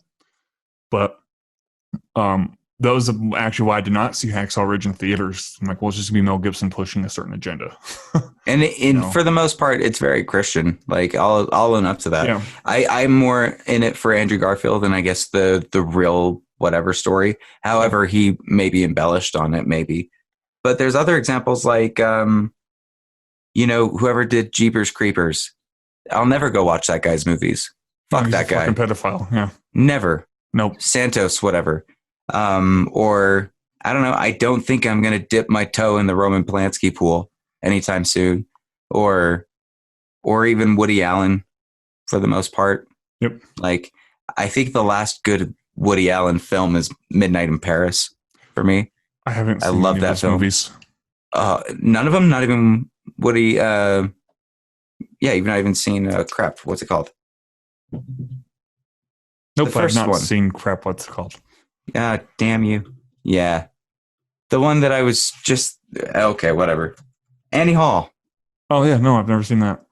Oh, well, that's what we're gonna be doing in the movie club because I'm sure that's in the book somewhere. Well, I'm down, dude, because I know we're gonna cover this on tomorrow's, and people are gonna hear that yours before they probably hear this. But we're gonna talk about HBO Max. Oh yeah, that's gonna be the big thing. How much have you watched so far? Quite a bit. Yeah, dude, Nice. they fucking have Whose Line Is It Anyway? Do they? Oh, I want to watch. That sounds fun. Yeah, I'm going to do that right now. Once we get up, wrap this shit up. I want to go watch. I'm just kidding. No. Thank you again also for having me on. This is cool. It's nice just to throw out and not be like, when can I hit a sound effect? Yeah, no. But with HBO Max though, they have the TCM channel. The classic Turner Classics. Movie. Yeah, the Turner Classics. You know what's interesting? They got the DC thing, but none of the Christopher Reeve Supermans, none of the Christopher Nolan Batmans, no animated series. The Harley Quinn animated isn't in there. Why are they missing so many Batman things and DC titles in general? It's weird. If anything, I'd say put those in and take out Justice League. It's probably just licensing issues. So like they probably have a lot of deals on the back end. I know that they did. Like every studio has some type of worldwide distribution deal with Netflix. Yeah. Every studio. Yeah. Not necessarily just in the US, but if you change your code to Australia, suddenly you're going to see a lot of Marvel properties and a lot of DC stuff that you didn't see before. And that's because I think they also co-fund some CW shows. Netflix? If I'm not mistaken. Or Netflix, because a lot of CW shows, when they're worldwide, you see that they have the Netflix original tag to it. Oh, I didn't know that. I wonder if it's kind of a co-produce or co-distribution, so they can say they're part of it. Yeah, I have no idea. I know that the Turner Classics though have so many Criterion films, so many good ones. They do, and like I'm excited to watch those because like.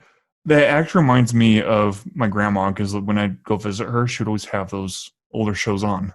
And she'd talk about when she first saw them in the theaters, and I'm like super young at the time. And I'm like, these look boring and black and white. And it sounds weird, right? Yeah. But now it's just like you get a different appreciation, especially when like everything now is like can be done on a computer. So to see how it wasn't is fascinating to me, especially like old westerns, the stuff that westerns, dude, like a lot of or a lot of the old dramas. It's kind of interesting how brave Hollywood was in certain aspects in the 70s that they just aren't anymore. Yep, like films just do not cover sexuality the way that they did in the 70s. They don't cover real life violence the way that they do. A lot of it is all cinematized But do you think cinema now is more held to a higher standard than it was back in the day? Well, what do you mean by standard? Like the standard of? So I mean, like now, and I think social media has a lot to do with this too. But having to be politically correct in your movies.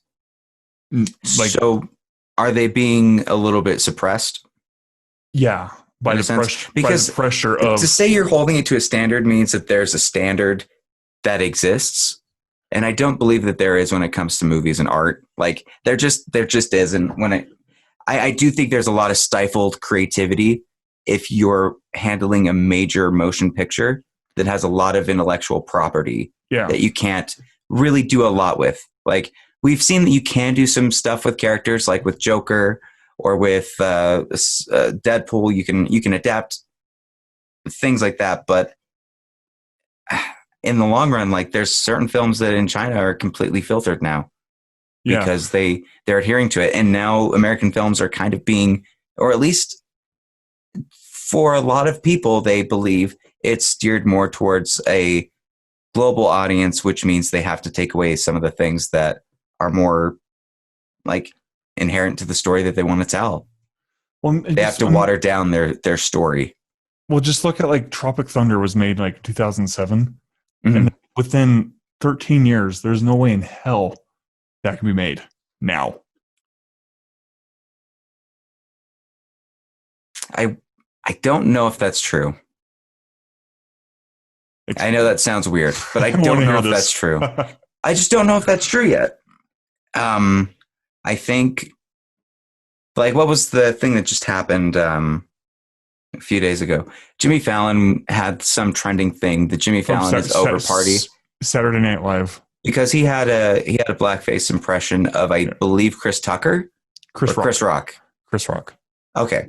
So a lot of people gave him backlash for it. One of the people who were more on the defensive side was Jamie Foxx, of all people, with his comment of like, this isn't the fight we need to have. He was playing a character, like he was playing a thing. And I'm just spouting his opinion. I'm not saying like this is what I'm thinking with it.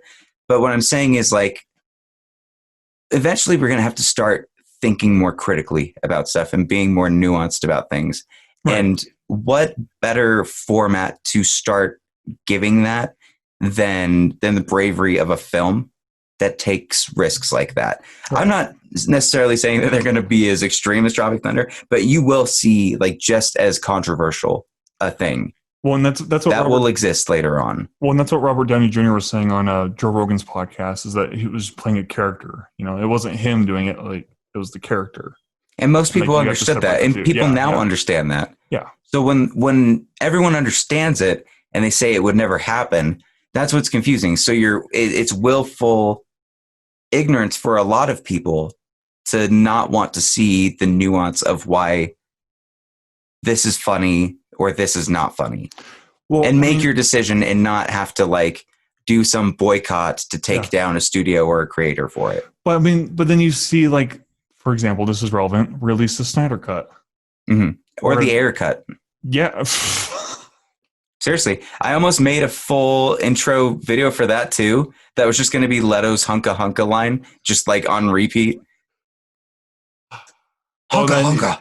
You get Josh Trank saying he doesn't want to release the I think that was the funniest. I think that was amazing. That made me so happy. I'm in this world where like anybody can fight for anything. He's like, nah, I'm good.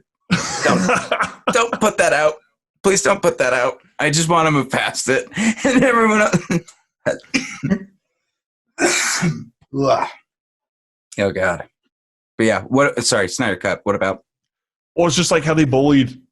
Like, I mean, like the fan base was bullied, basically, you know, bullying him into admitting that there was a Snyder Cut, even though it's been proven there has been no Snyder Cut. Like, if there was a Snyder Cut, we would already see it. It would have already been done. Here's my opinion of what happened with Snyder Cut people once. And this all started in Batman v Superman. I think everything can be traced back to Batman v Superman when the news came out that they had not given Zack Snyder his full cut for the theatrical release, and that there was going to be an ultimate cut. That was when, and then we started getting news about Suicide Squad getting the re-edit. And I think the fan base really, like, it's clear they, including me, to a degree where I'm not going to start beating people for shit, love these characters. Like, Batman is my character forever and always. And like, it hurts to maybe see a film when you're older that you know you only have a few finite years left, and in a few years they're going to reboot the Batman anyway, so this one better be good. To maybe be disappointed when the theatrical cut came out, but then to find out that wasn't your creator's vision, that wasn't even the film you were supposed to see, is weird. And then that's where most of the people that saw the theatrical cut didn't like this film. Most of the people that saw the ultimate cut understood and forgave its problems and said that this was a decent film. Everybody went to decent who saw the ultimate cut. Can we agree on that at least? Yeah, I have it. Okay, or decent at least. Yes. Yeah, no, I have it, yeah. But then Suicide Squad came out, and nobody except for the fan base were really upset about the fact that they did the trailer cut. Most everybody were just like, that was shit. We just want to move past that. Like, that was holy crap. Nobody was like wanting to fight that good fight, though. It was a lot more of like, Jesus, all right. Justice League next? Okay. Or Wonder Woman. And then Wonder Woman was good. And everybody was back in the boat. Everybody was cool with it. And then Justice League. Yes. And all of the controversy surrounding Justice League, bringing in Joss Whedon, like, this fan base is not felt like they've had a steady hand on the wheel for a very long time. And it's very apparent that they don't have a Kevin Feige because they keep having to change things. There's a certain sense of security if you're a Marvel fan where you know what you're going to get. You know what I mean? Yeah. Not to say that they're all the same, but there's kind of a content quality assurance when it comes to Marvel films where it at least can't get Thor the Dark World. and they try their best. Maybe they don't have as much creative like craziness, but that's what was supposed to be great about DC, is that they were supposed to be creative and different, and they stifled it. And they wanted to be Marvel. Yep. And that's the exact opposite that DC fans wanted. Justice League comes out, everyone's unhappy. Nobody likes it, but there's this little nugget that maybe that cut still exists. And you're not even really fighting for it anymore. You've kind of, like, for me, I think my review, I gave it like a 6.5 or a 7 out of 10. I'll stand by it. It's not the worst thing, this Justice League. But this fan base that really loved the Ultimate Cut and really wanted to see the studio say, oh, we see that the Ultimate Cut did better. Let's focus more on a Zack Snyder like directed thing. Instead, they went the complete opposite direction, stifled their creativity and stuff. And I think a lot of the people that were just tired of dealing with these fans were probably like saying, shut up. Just shut up about it, you know? Yeah. Because they were bah, bah, bah, bah. And then that started the DC fans saying, we want to kill you, or some of the crazy DC fans. Because that's when it's really unacceptable that those guys went crazy. But what I can say is, like, I understand the feeling. Like, I get that there's something that's missing. Like, you feel like you're maybe not entitled, but maybe that, you know, you couldn't just, it's like if someone gives you like a half-eaten bagel versus a full bagel. It's like, you couldn't just give me that one? Yeah. But you're right. It's caused way too much stress between critics and fans. And now the Star Wars fans have kind of muddled their way. The shitty Star Wars fans have muddled their way in with the DC fans. I see a lot of that. And I don't know where to stop that at. But well, I recently commented on somebody, that thing I sent you yesterday, that my whole rant about how I got muted on Twitter. Yeah.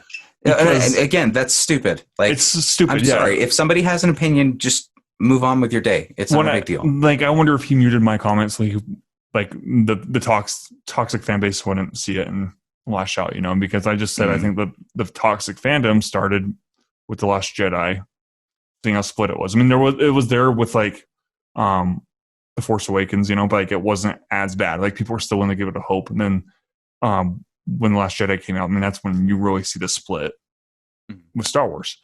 And so I mentioned that, and I think that's why he muted me. But like, also, fuck off. Like, don't mute me. If you're a fan base, the first thing you need to acknowledge is your fan base's faults. Yep. And embrace them. Yep. Not in the sense of you're going to embrace racism and shit, but look at these stupid people that are doing dumb shit and help them come to their senses that this is not the way to discord with people and to like shit on everybody's opinions. Like, just chill. Yeah. It's not the worst if you think the Martha thing was stupid. It kind of was stupid. But if you really love Creed, maybe it was one of your favorite things in the world. With Martha's open. I haven't seen Could have been great. No, Creed, the band. Oh. Because you know that the hardcore DC fans love Creed.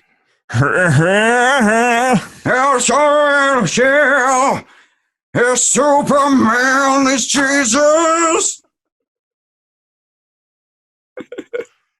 We have a Creed sketch. Right? Just a shirtless and standing over a cliff with a drone. Like wearing a long hair. With a drone going over. It'll be Julian. Julian loves Creed, dude. That character. The more we push that thing. Dude, I love it. Like, okay, honestly, like the shows lately, like in the past 2 months, you know, they feel like they really come together. Yeah, I like them. And I kid you not, like I'm super stoked to see like what else you come up with. what we come up with. You got to put up some sketches too, man. I know. I'm working on it. I want to bring, because Andre was talking about how he brought people on to be like writers and shit like that. I think that's a direction we probably need to take. At least for like the ways to keep the site up and relevant, like little bits and shit. Yeah. I don't know. We'll talk about that another time. I don't want to bombard your show with that shit. Where was I going? Oh yeah. So movies that cannot be made. Another movie that comes to mind where I can put it in that category, and like, you know, you can agree to disagree, is like movies like This Is the End, where they're like overly raunchy.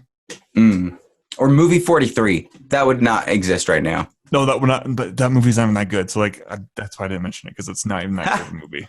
Yeah. That's a shit movie. This Is the End is actually kind of funny, but the North Korea one, maybe The Interview. The Interview, that's funny. Yeah, but like they wouldn't go through another Sony hack again. No, dude. But then the thing with that too is that like that movie caused so much controversy that there's no way right now, especially in our political climate, that we can make another movie with that risk. No, totally. No, especially when, yeah. Like, no way. Just there's no fucking way. I mean, maybe after all this is over, and hopefully, you know, it's over for the good, like, you know, or if shit hits the fan. But okay, going back to your criticisms, your critiques. Yes. As we put them in your reviews, the Patrick Beatty reviews. Is there a book that you've read, or like no short films? Damn it! I knew he was gonna ask that. Or either books or film analysis channels, or, you know, like how have you learned to constructively critique a film? Oh yeah, well, there's tons of books. Like Saving the Cat is a great screenwriting book, just to like learn about it. Yep, Saving the Cat. I've got Anatomy of the Story, How to Read a Film, the Roger Ebert collections. A lot of the writing stuff came from reading how other people structured their reviews and kind of figuring it out from there, and figuring out kind of a style. Like I was lucky/unlucky to be in the time where there was already a lot more YouTube critics that were big. Yeah. And so I was getting in the time where it was still hard to get through. Like I jumped in when hundreds of thousands of people jumped in at the same time as well. Yeah. And I wasn't consistent. I'll be honest. You'll see through most of those that there's some pretty heavy gaps, especially in like 2018. And I don't know, like that's probably the biggest lesson that I learned through the years of doing this stuff is like consistency is the only way that it's going to get shown. Like even if you're bad at SEO, as long as you're consistent, you're not doing what you want to do. And that was the biggest issue with it. But what was I saying? Why do I go off on tangents? Fuck. Oh, writing styles. Oh yeah. But yeah, writing styles were that. And then as far as video styles, like, you know, I wanted to have a structure to feel like what other people saw that were popular. So there's moldings of, there's influences from Schmoes. No, there's influences from Chris Stuckman, Jeremy Johns, like there's all kind of weird, like hodgepodges of stuff. And I think once I started coming up with like the intros and like the weird ideas to do like my own weird shit with it that not other people were doing is when your voice starts to come out. So I would say like, if you don't know where to start, just do impressions of people, you know, like, copy. Like don't copy, but you know, copy. Take inspiration from the people. Don't blatantly rip off, but do what you can to model yourself up to that base where you at least feel confident enough to not have to be in the back of your head worrying. That's when you can start being a little bit like more yourself during this stuff and finding your own voice in writing too. No, I agree. I totally agree with that. Sorry. I had to switch my. No worries. I thought there was a ghost. He swatted really fast. No, I was fixing my hat and I had to switch. Baba Yaga. I love John Wick. Baba. Did you see Babadook? I did see Babadook. All right, your opinion on Babadook is going to shape whether you're on the show tomorrow. I think it's a solid horror film. I like it. Yep. Cool. I put myself in her shoes, and I'm like, dude, as a mother, this would be fucking terrifying. And it's one of the best memes ever for 2020 right now. It really is. It really is. I love that show. Yeah, it's a great one. I think it's still on cool. Netflix. A lot of people are like, it's stupid. It's not even scary. Dude, like, then you have a really dumb life then, I guess. Because I'm terrified. Well, a lot of the newer horror films are not taking the jump scare approach as much, you know? They're going more into like the subtext and like the subconscious and like letting the tension boil. You want a hot take? Surface. Yeah, I do. It Follows, only good for one round. I disagree. I know. Only good for one round. Once you know it, then it's just naked genitals coming at you. That's all you get. And it's like, there's only one part that still is great, and it's when the tall man comes out from behind the door. Yep. That's the only part, though. From the rest of it, it's very much like, yeah, I've seen, okay.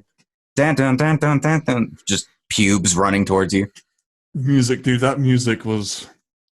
It was great. No, I loved it. And I loved the 80s vibe to the throwbacks of like Nightmare on Elm Street with it was dope. Well, I actually bought the DVD because there's a critic that does the commentary for it. Mm-hmm. Scott Weinberg. And so seeing that he did a commentary for it for whatever reason, I'm like, dude, like I like your writings, like of course I'm gonna buy this. So yeah. I bought it more for the commentary track.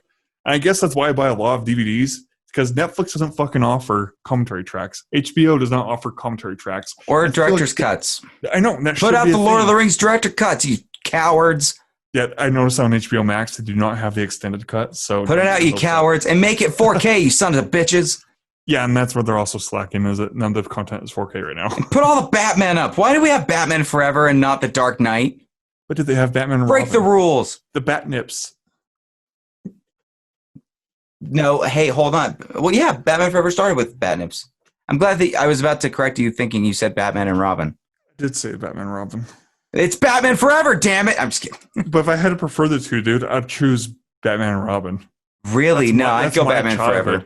That's my childhood is Batman and Jim Robin. Jim Carrey, Two-Face, Nicole Kidman. I loved it. Dude, I had no question as to why he would orphan a 30-year-old man. There was no question in my mind. I was like, yep. That makes sense. He can't just get his own townhouse or a condo. Got to live with him.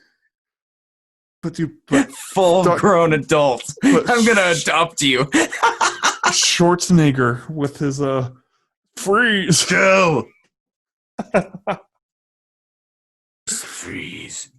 You're coming to. I love it. I have a cold shoulder. What killed the dinosaurs? The Ice Age. It's dude, that Bane. Can we agree that Tom Hardy's probably the best Bane we've seen live action? Because that Bane in that movie was fucking awful. I love that Bane. I love his dialogue when he's dropping the bombs. You know what it is? No, I don't. Bomb. There's so much suspense right there. I was like, bomb. And he just sets it down. Bomb. Fuck, man. I don't know. I agree. HBO Max is slacking. But I think it's got potential. HBO Max is the only reason I think the movie club will work is because we got so many classics. I'm excited for that. I really am excited for that. Because I watched Casablanca for the first time a couple weeks ago. Because my friend did this thing, which I didn't know you can do. But it was like from Movies Anywhere, you can let your other friends watch a movie that you own with a link. Huh. Which I had That's no weird. idea. It's like Plex. Huh? So it's like Plex a little bit. What's Plex? I have no idea. Plex is like that. It's like a streaming service. Kind of. I don't know. You can have your hard drive with all your movies on it. Oh no. Well, I mean, so Movies Anywhere is basically like Vudu. Like, I mean, yeah, it's storing your movies on there, but they allow you to share a movie link, and it's only like you're renting it from your friend for like 48 hours. Oh, interesting. Does that make sense? And the money goes to whoever. Well, I don't think there's any money. Oh. I think it's because he owns it, and so he's like, here. Nice. It's essentially borrowing.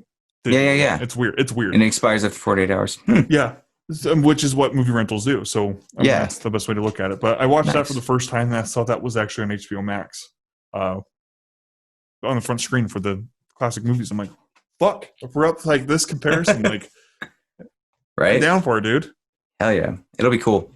But all right, let's start wrapping this up. Wrap it up. Okay, let's say that like you're writing a review on a huge movie. Do you write it in a way that you're hoping the filmmaker is reading it and gaining stuff from it, like getting inspired by that? It depends on how you feel about the movie, I think. Like, I can think of two examples where either outcome could be like you're looking for a reaction from the audience, or you're looking for like to give constructive criticism. Like, there's a lot of cases where it's smaller films where I genuinely know that only a handful of people, including the creator, is going to be reading this. And so if anything, I want to make sure that it's framed constructively, that there's enough positives so that whoever knows I'm not coming from somewhere that's like, just trying to shit on something and giving constructive criticism on stuff. But then there's stuff like where it's like, I don't think Tom Hooper is ever going to hear my review about cats. So I'm going to go crazy about cats and talk about whole cut. Or like the Emoji Movie. Like if something's an atrocity, you have every right to call it for what it is. The respectability, I think, comes when it's given to you as a moviegoer.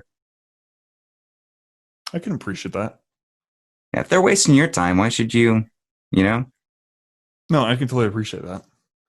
Okay, then, like, what's one piece of advice that you've actually utilized while being a critic or being a filmmaker or writer or a creative in general? I back what I was saying before, just consistency. Like, at the end of the day, just do stuff. Like, don't stay stagnant. Like, don't have 0 days when it comes to stuff that you're working towards. Yeah. Even if it's a little step, like there's a lot of little steps, like one day at a time, that led to getting like this small where I'm at. And there's still a lot more to go, but where I'm at, like, I'm really happy to be at because I know that it took those steps, and you won't get there unless you're consistent with it. So whatever you're doing, keep enjoying it, but stay consistent with it. I think that's a good note to end on. Yeah. Stay Patrick. consistent in watching this show, everybody's. Sir Patrick Beatty, where can people find you? Let's do your plugs. Well, you can find us patrickbeattyreviews.com. Follow us on that, where you'll get everything from YouTube, Twitter, Instagram, at Pat Loves Movies. As well, you can always subscribe to the Gaggle of Geeks podcast, where Chaz is on with us every Friday talking about all the shit. We're going to have 2 guests on tomorrow. Caitlin from Bleeding Cool and Andre from Backseat Director. So it should be a lot of fun. We try to have games, try to have fun with it. And thanks for having me on, man. This was really fun. No, thank you for coming on. I appreciate it a lot. You can follow the podcast, my podcast, just a solo podcast thingy on Facebook. Facebook. Please do like on Facebook and Twitter and Instagram. Yes. It's on all the medias. And you can just follow me on Instagram and Twitter. And Patrick, sir, I'll be seeing you tomorrow. All righty.